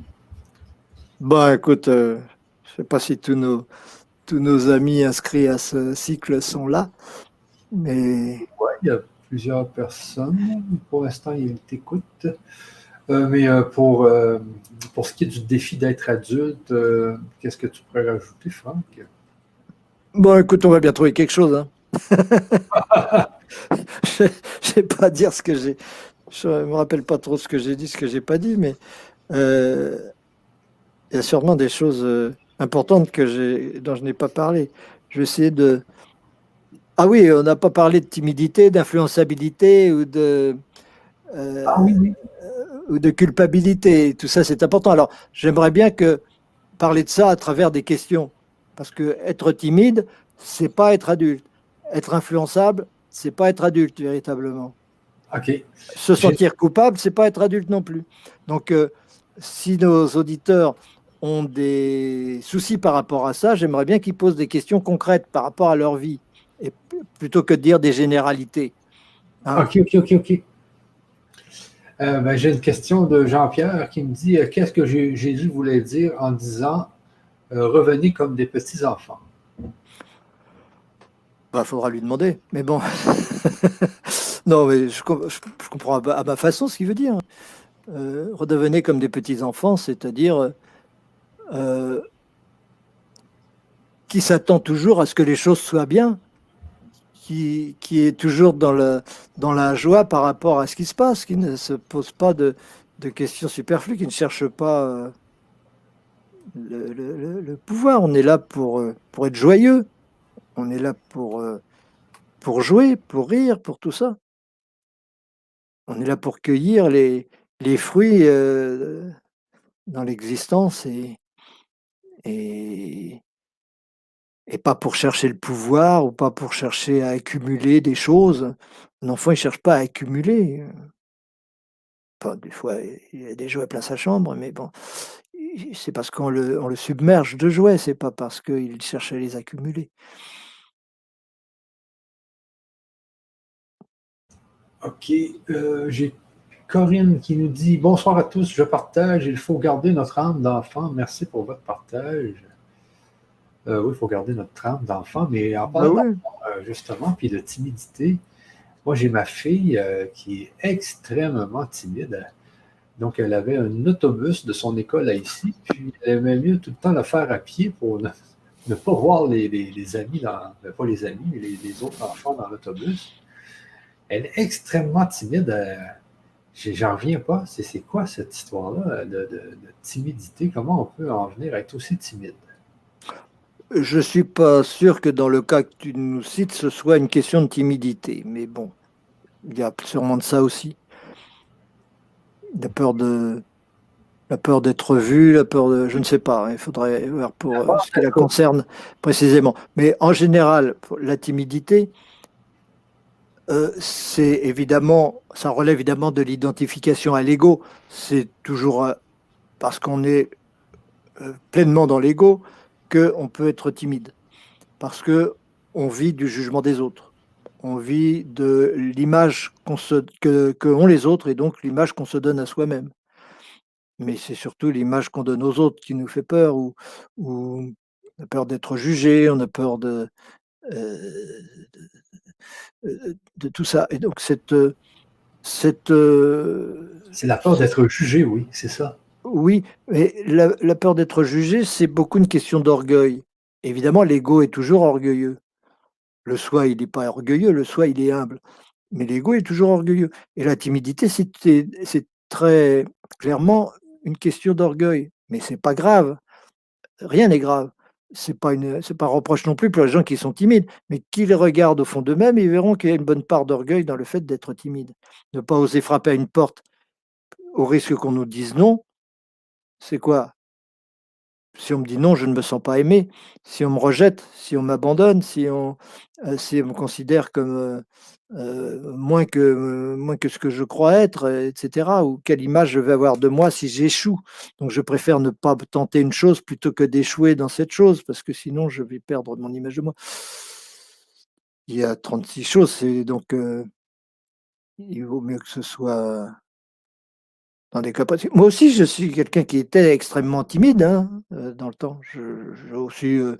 Je peux facilement redevenir timide, dans plein de circonstances, hein. À une époque, j'osais pas aller chez un commerçant, j'allais pas, et cetera. Tout ça était, c'était bien courant, de pas oser prendre la parole en classe, ou de ne pas oser lever le doigt dans une conférence pour dire quelque chose, on tremble de tous ses os, et cetera. Tout ça, c'est beaucoup une question d'orgueil, c'est beaucoup une question d'attachement à l'ego, c'est beaucoup, parce que le regard des autres, est trop important. On ne se on ne se on ne se considère pas comme la source de lumière, la source d'amour, la source de tout. Ou lorsque je frappe à une porte, lorsque j'ouvre la bouche, et cetera, c'est un cadeau pour les autres. C'est, parce que mon intention est pure. Si mon intention est juste et que mon intention est toujours de donner de la joie, de donner de l'amour, ou de donner, du bonheur à ceux qui m'entourent, il y a plus de timidité. C'est pareil pour un artiste qui va aller sur scène, il tremble de tous ses os et: «Oh là là, qu'est-ce que, qu'est-ce qui va m'arriver? Est-ce que je vais pouvoir faire mon spectacle?» et cetera. Mais lorsqu'il y a ce sentiment-là, c'est parce que c'est l'ego qui se présente et qu'il attend de l'amour, ou qu'il attend de la reconnaissance, et cetera. Mais s'il arrive sur scène en disant: «Je suis là pour donner de la joie, je suis là pour élever les vibrations, je suis là parce que je suis la source d'amour de mon univers, et c'est moi qui vais manifester, cet amour, et je vais donner l'occasion aux autres aussi de manifester leur amour en aimant cette personne qui est ma création, mais je ne suis pas cette personne, mais ils sont là je leur donne l'occasion de l'aimer. Alors je vais donner le meilleur de moi-même pour leur donner à eux l'occasion de m'aimer, et donc il n'y aura aucun trac, il n'y aura aucune timidité.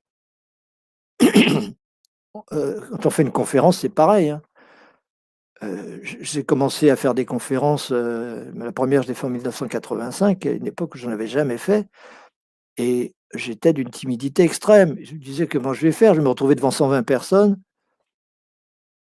Et il va falloir que je parle. Mais évidemment, si je m'étais dit, heu: «L'enjeu, c'est l'image de moi, l'enjeu, c'est que les gens m'aiment ou pas», j'aurais tremblé de tous mes os, j'aurais rien pu faire. Mais l'enjeu n'était pas là. Je savais très bien que l'enjeu, c'était de donner aux gens quelques informations dont ils ont le plus grand besoin pour améliorer leur vie, pour moins souffrir, pour être plus dans la compréhension, pour s'aimer davantage entre eux. Mais quand on a cette attitude-là, les mots viennent tout seuls, on ne peut pas faire autrement. On est là pour leur faire plaisir. Peu importe qu'on m'envoie des bananes ou des chaises, comme c'est arrivé d'ailleurs plus d'une fois, parce que je dis des choses qui sont quand même un peu radicales. Et il y a 40 ans de ça, il y a des choses qui ne passaient pas, hein. Dire que le but est le néant, ou que Dieu est le but de l'univers et non pas l'origine, ou dire que je suis créateur de mon passé, et que donc si j'ai été violé, si j'ai été, et cetera, c'est parce que c'était mes besoins. Mais on m'en voulait à mort de dire des choses comme ça. Aujourd'hui, ça passe beaucoup mieux. Parce que les gens il y a beaucoup de choses qui se sont dites. Mais il est évident que si j'avais attendu une reconnaissance ou un amour ou autre chose de la part du public, jamais j'aurais dit des choses pareilles. Et simplement l'idée de me dire: «Est-ce que je vais être assez bon? Est-ce que je vais être assez beau? Est-ce que je vais être assez bien? Est-ce que» et cetera. Mais c'est impossible, on n'est jamais assez bien. On ne peut que reculer, on ne peut qu'avoir peur, on ne peut qu'être timide. Donc c'est 2 positions, ou bien je suis l'ego ou bien je suis le soi. C'est là que se pose le problème. Je vais frapper à la porte, est-ce que je suis l'ego ou est-ce que je suis le soi? Bah, une fois de plus, je peux être l'ego et puis voilà, je vais pas oser je vais dire non. Je vais pas lui dire: «Je t'aime» ou non, je ne vais pas demander telle chose alors qu'on aurait pu me le donner. Heu, si c'est de soi, c'est moi, je vais faire un cadeau parce que je vais donner à l'autre l'occasion de se rendre utile. Je vais donner à l'autre l'occasion d'aimer. Je vais donner à l'autre l'occasion de ceci, cela. Vous comprenez le processus? C'est toujours la même chose. Ou bien je m'identifie à l'ego, ou bien je m'identifie pas à l'ego. Et puis voilà. Donc tout le travail spirituel, en s'appuyant sur la métaphysique, c'est de distinguer moi et soi et de s'assouplir à ce niveau-là et de pouvoir choisir le plus possible. C'est-à-dire que le jour où je veux être un enfant, ben, je vais jouer à être un enfant et puis ce sera très sincère et ce sera très bien. Et on va danser, on va faire des choses, on va se déguiser, tout ce que vous voulez. Mais hop, à la seconde, on peut changer. Et à la seconde, s'il y a besoin, on est le soi. Et là, on prend ses responsabilités et puis voilà, c'est tout. On ne cherche pas ni la reconnaissance, ni l'amour, ni ce que vous voulez. Ouais. Donc, de Anne-Sophie ici qui dit: mon problème à moi, c'est la culpabilité et cela vient du manque d'amour de ma mère et de l'abandon de mon père, donc du manque d'amour reçu étant enfant. Que puis-je en penser dans un contexte métaphysique? Heu, Souvent, quand un enfant est abandonné ou qu'il n'est pas aimé ou qu'il est battu ou ceci, cela, il s'imagine que, si on l'a abandonné ou et cetera, c'est parce qu'il mérite pas ou parce qu'il a fait des bêtises. En tout cas, qu'il n'a pas été bien et donc il va toujours avoir envie d'en faire davantage et il va toujours se juger.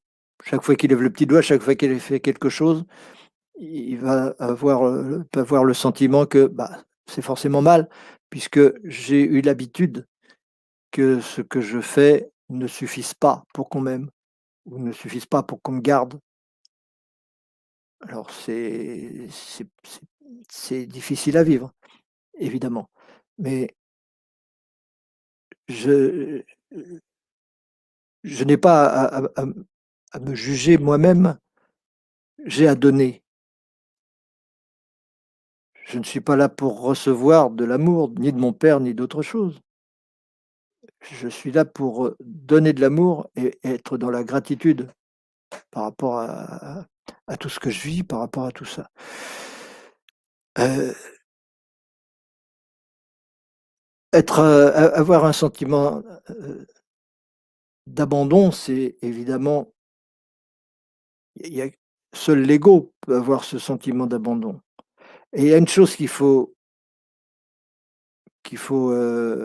observer, c'est qu'en général, l'attitude des parents, mais c'est pas exactement, heu, adapté à cette question-là. L'attitude des parents est généralement ce qu'on considère comme étant l'amour.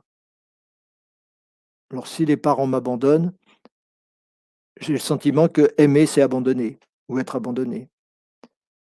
Si, on me punit, j'ai l'impression que aimer, c'est punir ou être puni et à cause de tout ça, heu, je peux aller au-devant de ces sentiments-là parce que je suis pas capable de sentir l'amour autrement qu'en étant abandonné, en étant puni.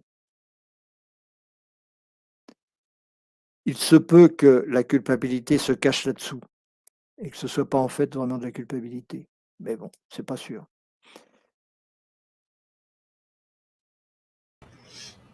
Ça Oh, peut il y a bon, il y a beaucoup de c'est délicat parce qu'il y a souvent beaucoup de problèmes karmiques là-dedans, dans le fait de se sentir coupable et on peut pas le savoir a priori. OK, OK, OK, OK. Une question de Josette Morlet. J'ai fait, je pense, des progrès à mon âge, mais j'ai été une grande timide dans ma vie. Donc, avoir fait un peu de progrès dans ce domaine, cela voudrait dire que je suis devenu adulte, point d'interrogation. Bah, c'est forcément un progrès, oui, oui, bien sûr, encore une fois, on n'est jamais totalement adulte, on peut pas, personne n'est parfait et on progresse. L'important, c'est de progresser dans le bon sens et de s'observer, progresser pour se remercier, pour se réjouir de cette progression et aller de l'avant et reprendre courage et cetera. Parce que c'est toujours difficile pour tout le monde, hein. Heureusement, bon, la plupart des gens sont de moins en moins timides en grandissant, hein, en vieillissant, c'est normal. Mais il y a aussi des enfants qui sont jamais timides, hein, ça c'est insupportable. Tout existe, mais c'est normal de progresser en étant de moins en moins timide. C'est normal parce que justement, on a on est de plus en plus capable d'aimer, donc on est de plus en plus capable de ne pas chercher à être aimé. Ça va ensemble, comprenez le lien qu'il y a entre les 2. C'est un peu des vases communicants. Plus je suis capable d'aimer, moins je cherche à être aimé et inversement évidemment. OK.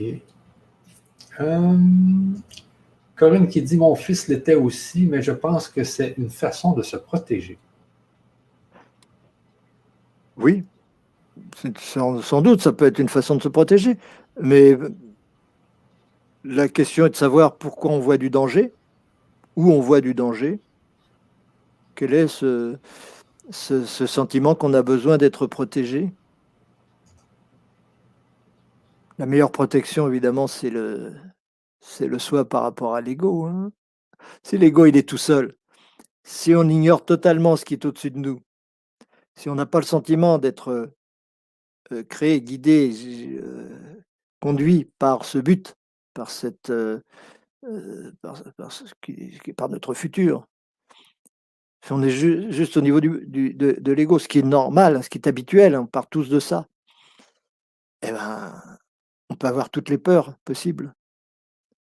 On n'a pas la guidance, on n'a pas le sentiment d'être protégé de toute façon. On n'a pas la protection, on ne la connaît pas.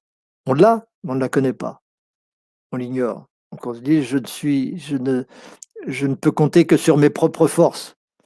Si je ne peux compter que sur mes propres forces en tant qu'ego, c'est bien peu, c'est un fait. Donc il vaut mieux rester caché et rester dans sa coquille. C'est habituel. Beaucoup de gens comme ça. Ça passe, ça passera parce que on est là justement pour, avoir de plus en plus de foi et de confiance dans ce qui guide notre ego et avec de plus en plus de certitude que de toute façon, quoi qu'il arrive à cet ego, ce sera bien. Donc je fais tout pour obtenir certaines choses. Si c'est autre chose que j'obtiens, c'est pas grave. Je ferai j'essaierai encore peut-être, mais en tout cas, je ne peux que remercier pour ce que j'ai obtenu, pour ce que je vis. Je fais confiance à ce qui est créateur en moi. Le fait de faire confiance, à ce créateur en moi qui est ma vraie réalité, même si j'en ai pas l'impression ou je l'ignore encore beaucoup, mais j'ai compris qu'il y avait ça, eh bien, on peut avancer, hein, on peut y aller. On a beaucoup moins de possibilités d'être timide, on a beaucoup moins de possibilités de se sentir coupable et on a aussi beaucoup moins de possibilités de se sentir influençable parce que ça aussi, l'influençabilité, ça fait partie de ces difficultés d'être adulte. Puisque si je suis influençable, c'est que, je ne suis pas autonome, bien sûr. Ça veut dire que je cherche la fusion, bien sûr, puisque l'opinion des autres, ça va être la mienne, la volonté des autres, ça va être la mienne, et cetera. Parce que je veux ressentir une unité à un niveau où elle n'a pas lieu d'être. C'est pas là que ça se passe. Donc tout ça est à préciser, à comprendre, à affiner et puis jusqu'au jour où on se dit: «Bon, bah, évidemment, je suis autonome, évidemment, je pense par moi-même, évidemment, je n'ai pas besoin que les autres me confirment. Je sais où je vais, je sais ce que je fais et je sais pourquoi je le fais. Je le fais pour le bien, je fais pour l'amour, je fais pour tout ça, donc peu importe, que d'autres s'en offusquent ou en prennent ombrage, l'important sans blesser quiconque bien sûr, l'important c'est cette foi, c'est cette compréhension. C'est cette, solidité par rapport à ce qui nous guide, à ce qui nous conduit. Il y en a qui ont cette foi sans avoir jamais rien compris en métaphysique. C'est pas du tout un problème, c'est pas une nécessité absolue. C'est pas une nécessité du tout d'ailleurs. Quantité de gens, sont dans cette liberté-là. Heu, L'avantage de la métaphysique, c'est de construire cette foi, de pouvoir construire cette foi sans passer par certaines souffrances, certaines expériences, mais avec des prises de conscience. Parce qu'avec les prises de conscience, on peut faire on peut gagner beaucoup de temps, on peut, faire beaucoup de progrès d'un seul coup et et c'est précieux, quoi. Et ça sert dans tous ces domaines-là, hein.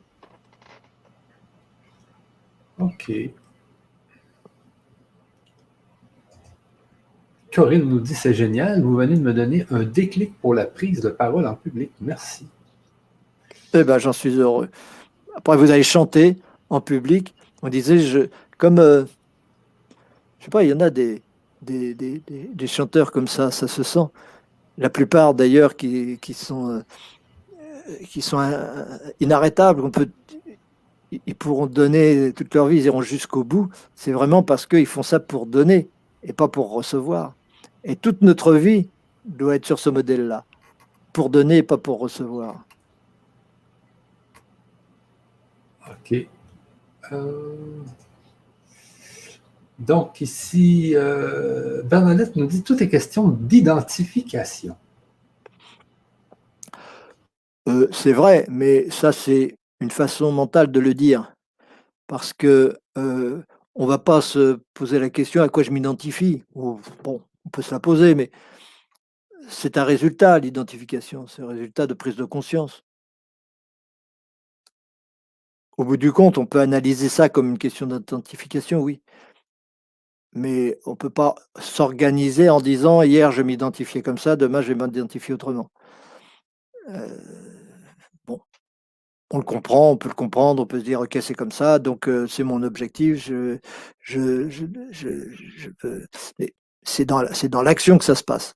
C'est dans l'attitude par rapport à son ego, par rapport à son si j'aime mon ego, c'est que je ne suis pas l'ego, hein, il faut bien comprendre ça. Si j'aime, si je suis l'amour, je ne suis pas le réceptacle de l'amour. C'est 2 choses différentes et les distinguer, c'est très fécond et très précieux. Alors, si une fois que je les distingue vraiment, bon, à ce moment-là, je peux me dire: «Je vais choisir à quoi je m'identifie. Maintenant, je m'identifie à ça, après je m'identifie à autre chose». Pas de problème. On n'a même pas besoin de se le dire, ça va de soi. Mais on peut le penser comme ça. Mais lorsque c'est vraiment, vraiment très clair et qu'on puisse se dire: «Ah tiens, là, je suis l'ego, ben c'est pas grave. Tiens, là, je suis de soi, ah bah, c'est super». Bon, et cetera. Sans en faire un plat ni dans un cas ni dans l'autre. Il y a pas d'orgueil ou de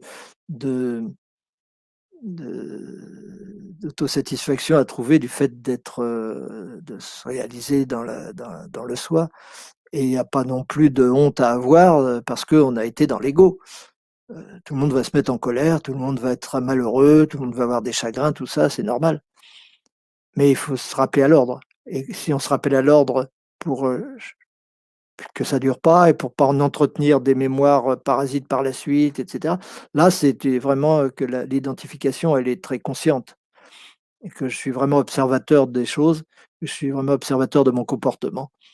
Et si je suis vraiment observateur du comportement de cette personne, c'est vraiment que je ne suis pas cette personne et que je suis identifié au soi. Bon, je jongle un peu avec tout ça, de façon un peu mentale et tout, mais heu,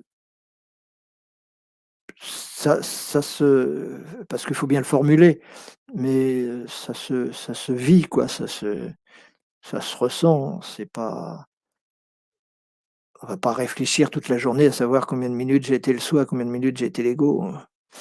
On va juste, se laisser vivre aussi. Mais on est capable d'être observateur de ça.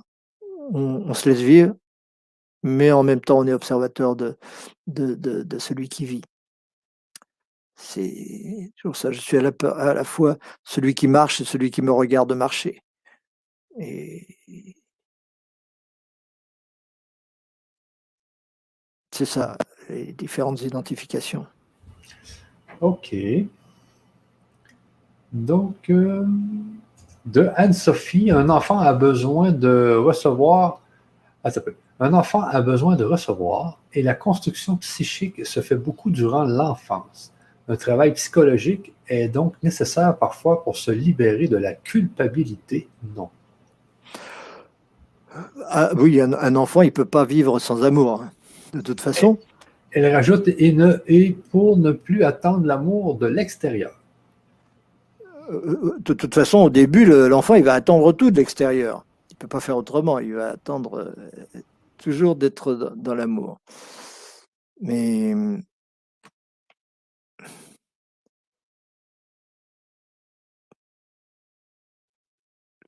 le, le- j'ai un peu de mal là à- à revenir là-dessus, mais parler de cette culpabilité. Ouais. Mais bon, je suis un peu stérile là-dessus ce soir, mais je vais tâcher d'y repenser. De toute façon, Anne-Sophie, tu dois avoir mes coordonnées, tu peux me recontacter et on pourra en parler autrement.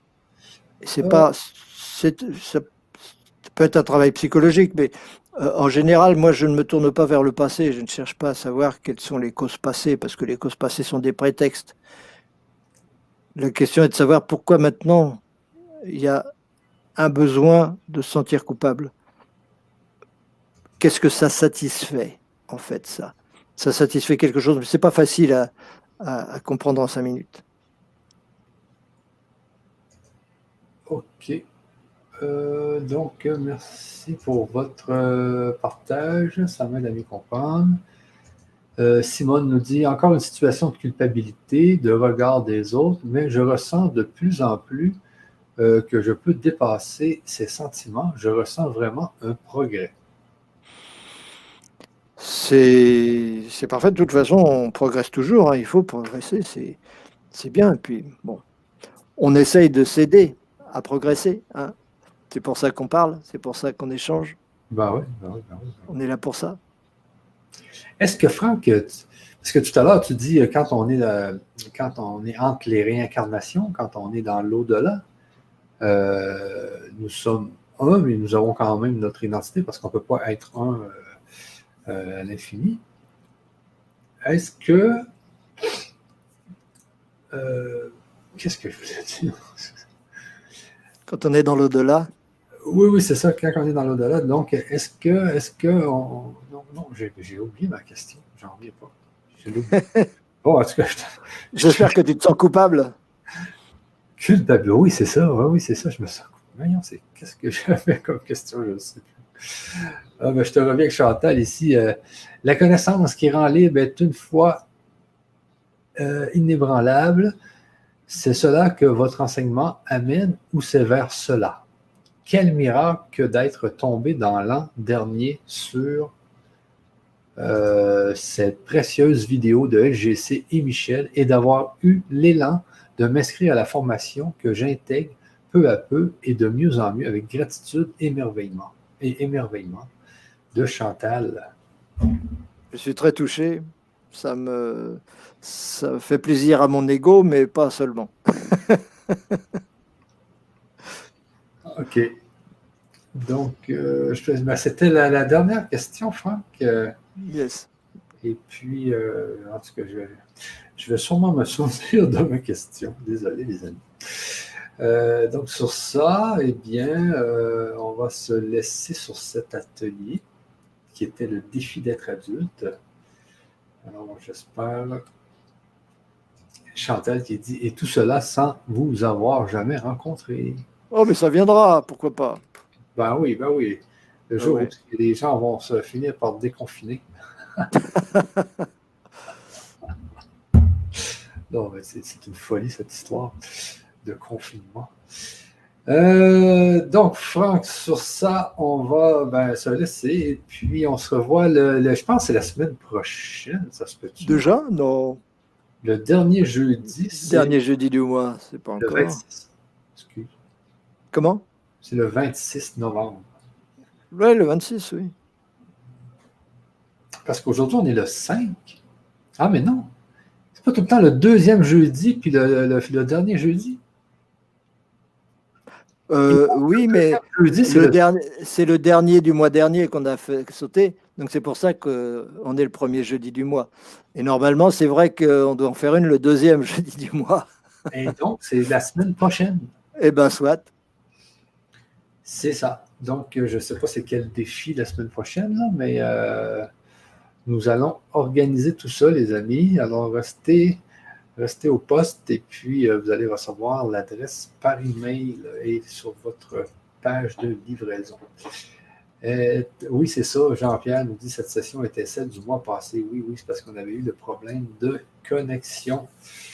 Alors, sur ça, les amis, on se laisse et puis on se revoit dans la semaine prochaine. Eh oui. Alors, avec plaisir. C'est pour bientôt. Qui nous dit cet atelier m'est très précieux. Merci à Franck. Merci beaucoup. Merci beaucoup. C'est ça. Merci à vous tous. Merci à vous tous. On se revoit la semaine prochaine. Bye bye tout le monde. Bye bye. Au revoir et merci Michel. Merci Franck aussi.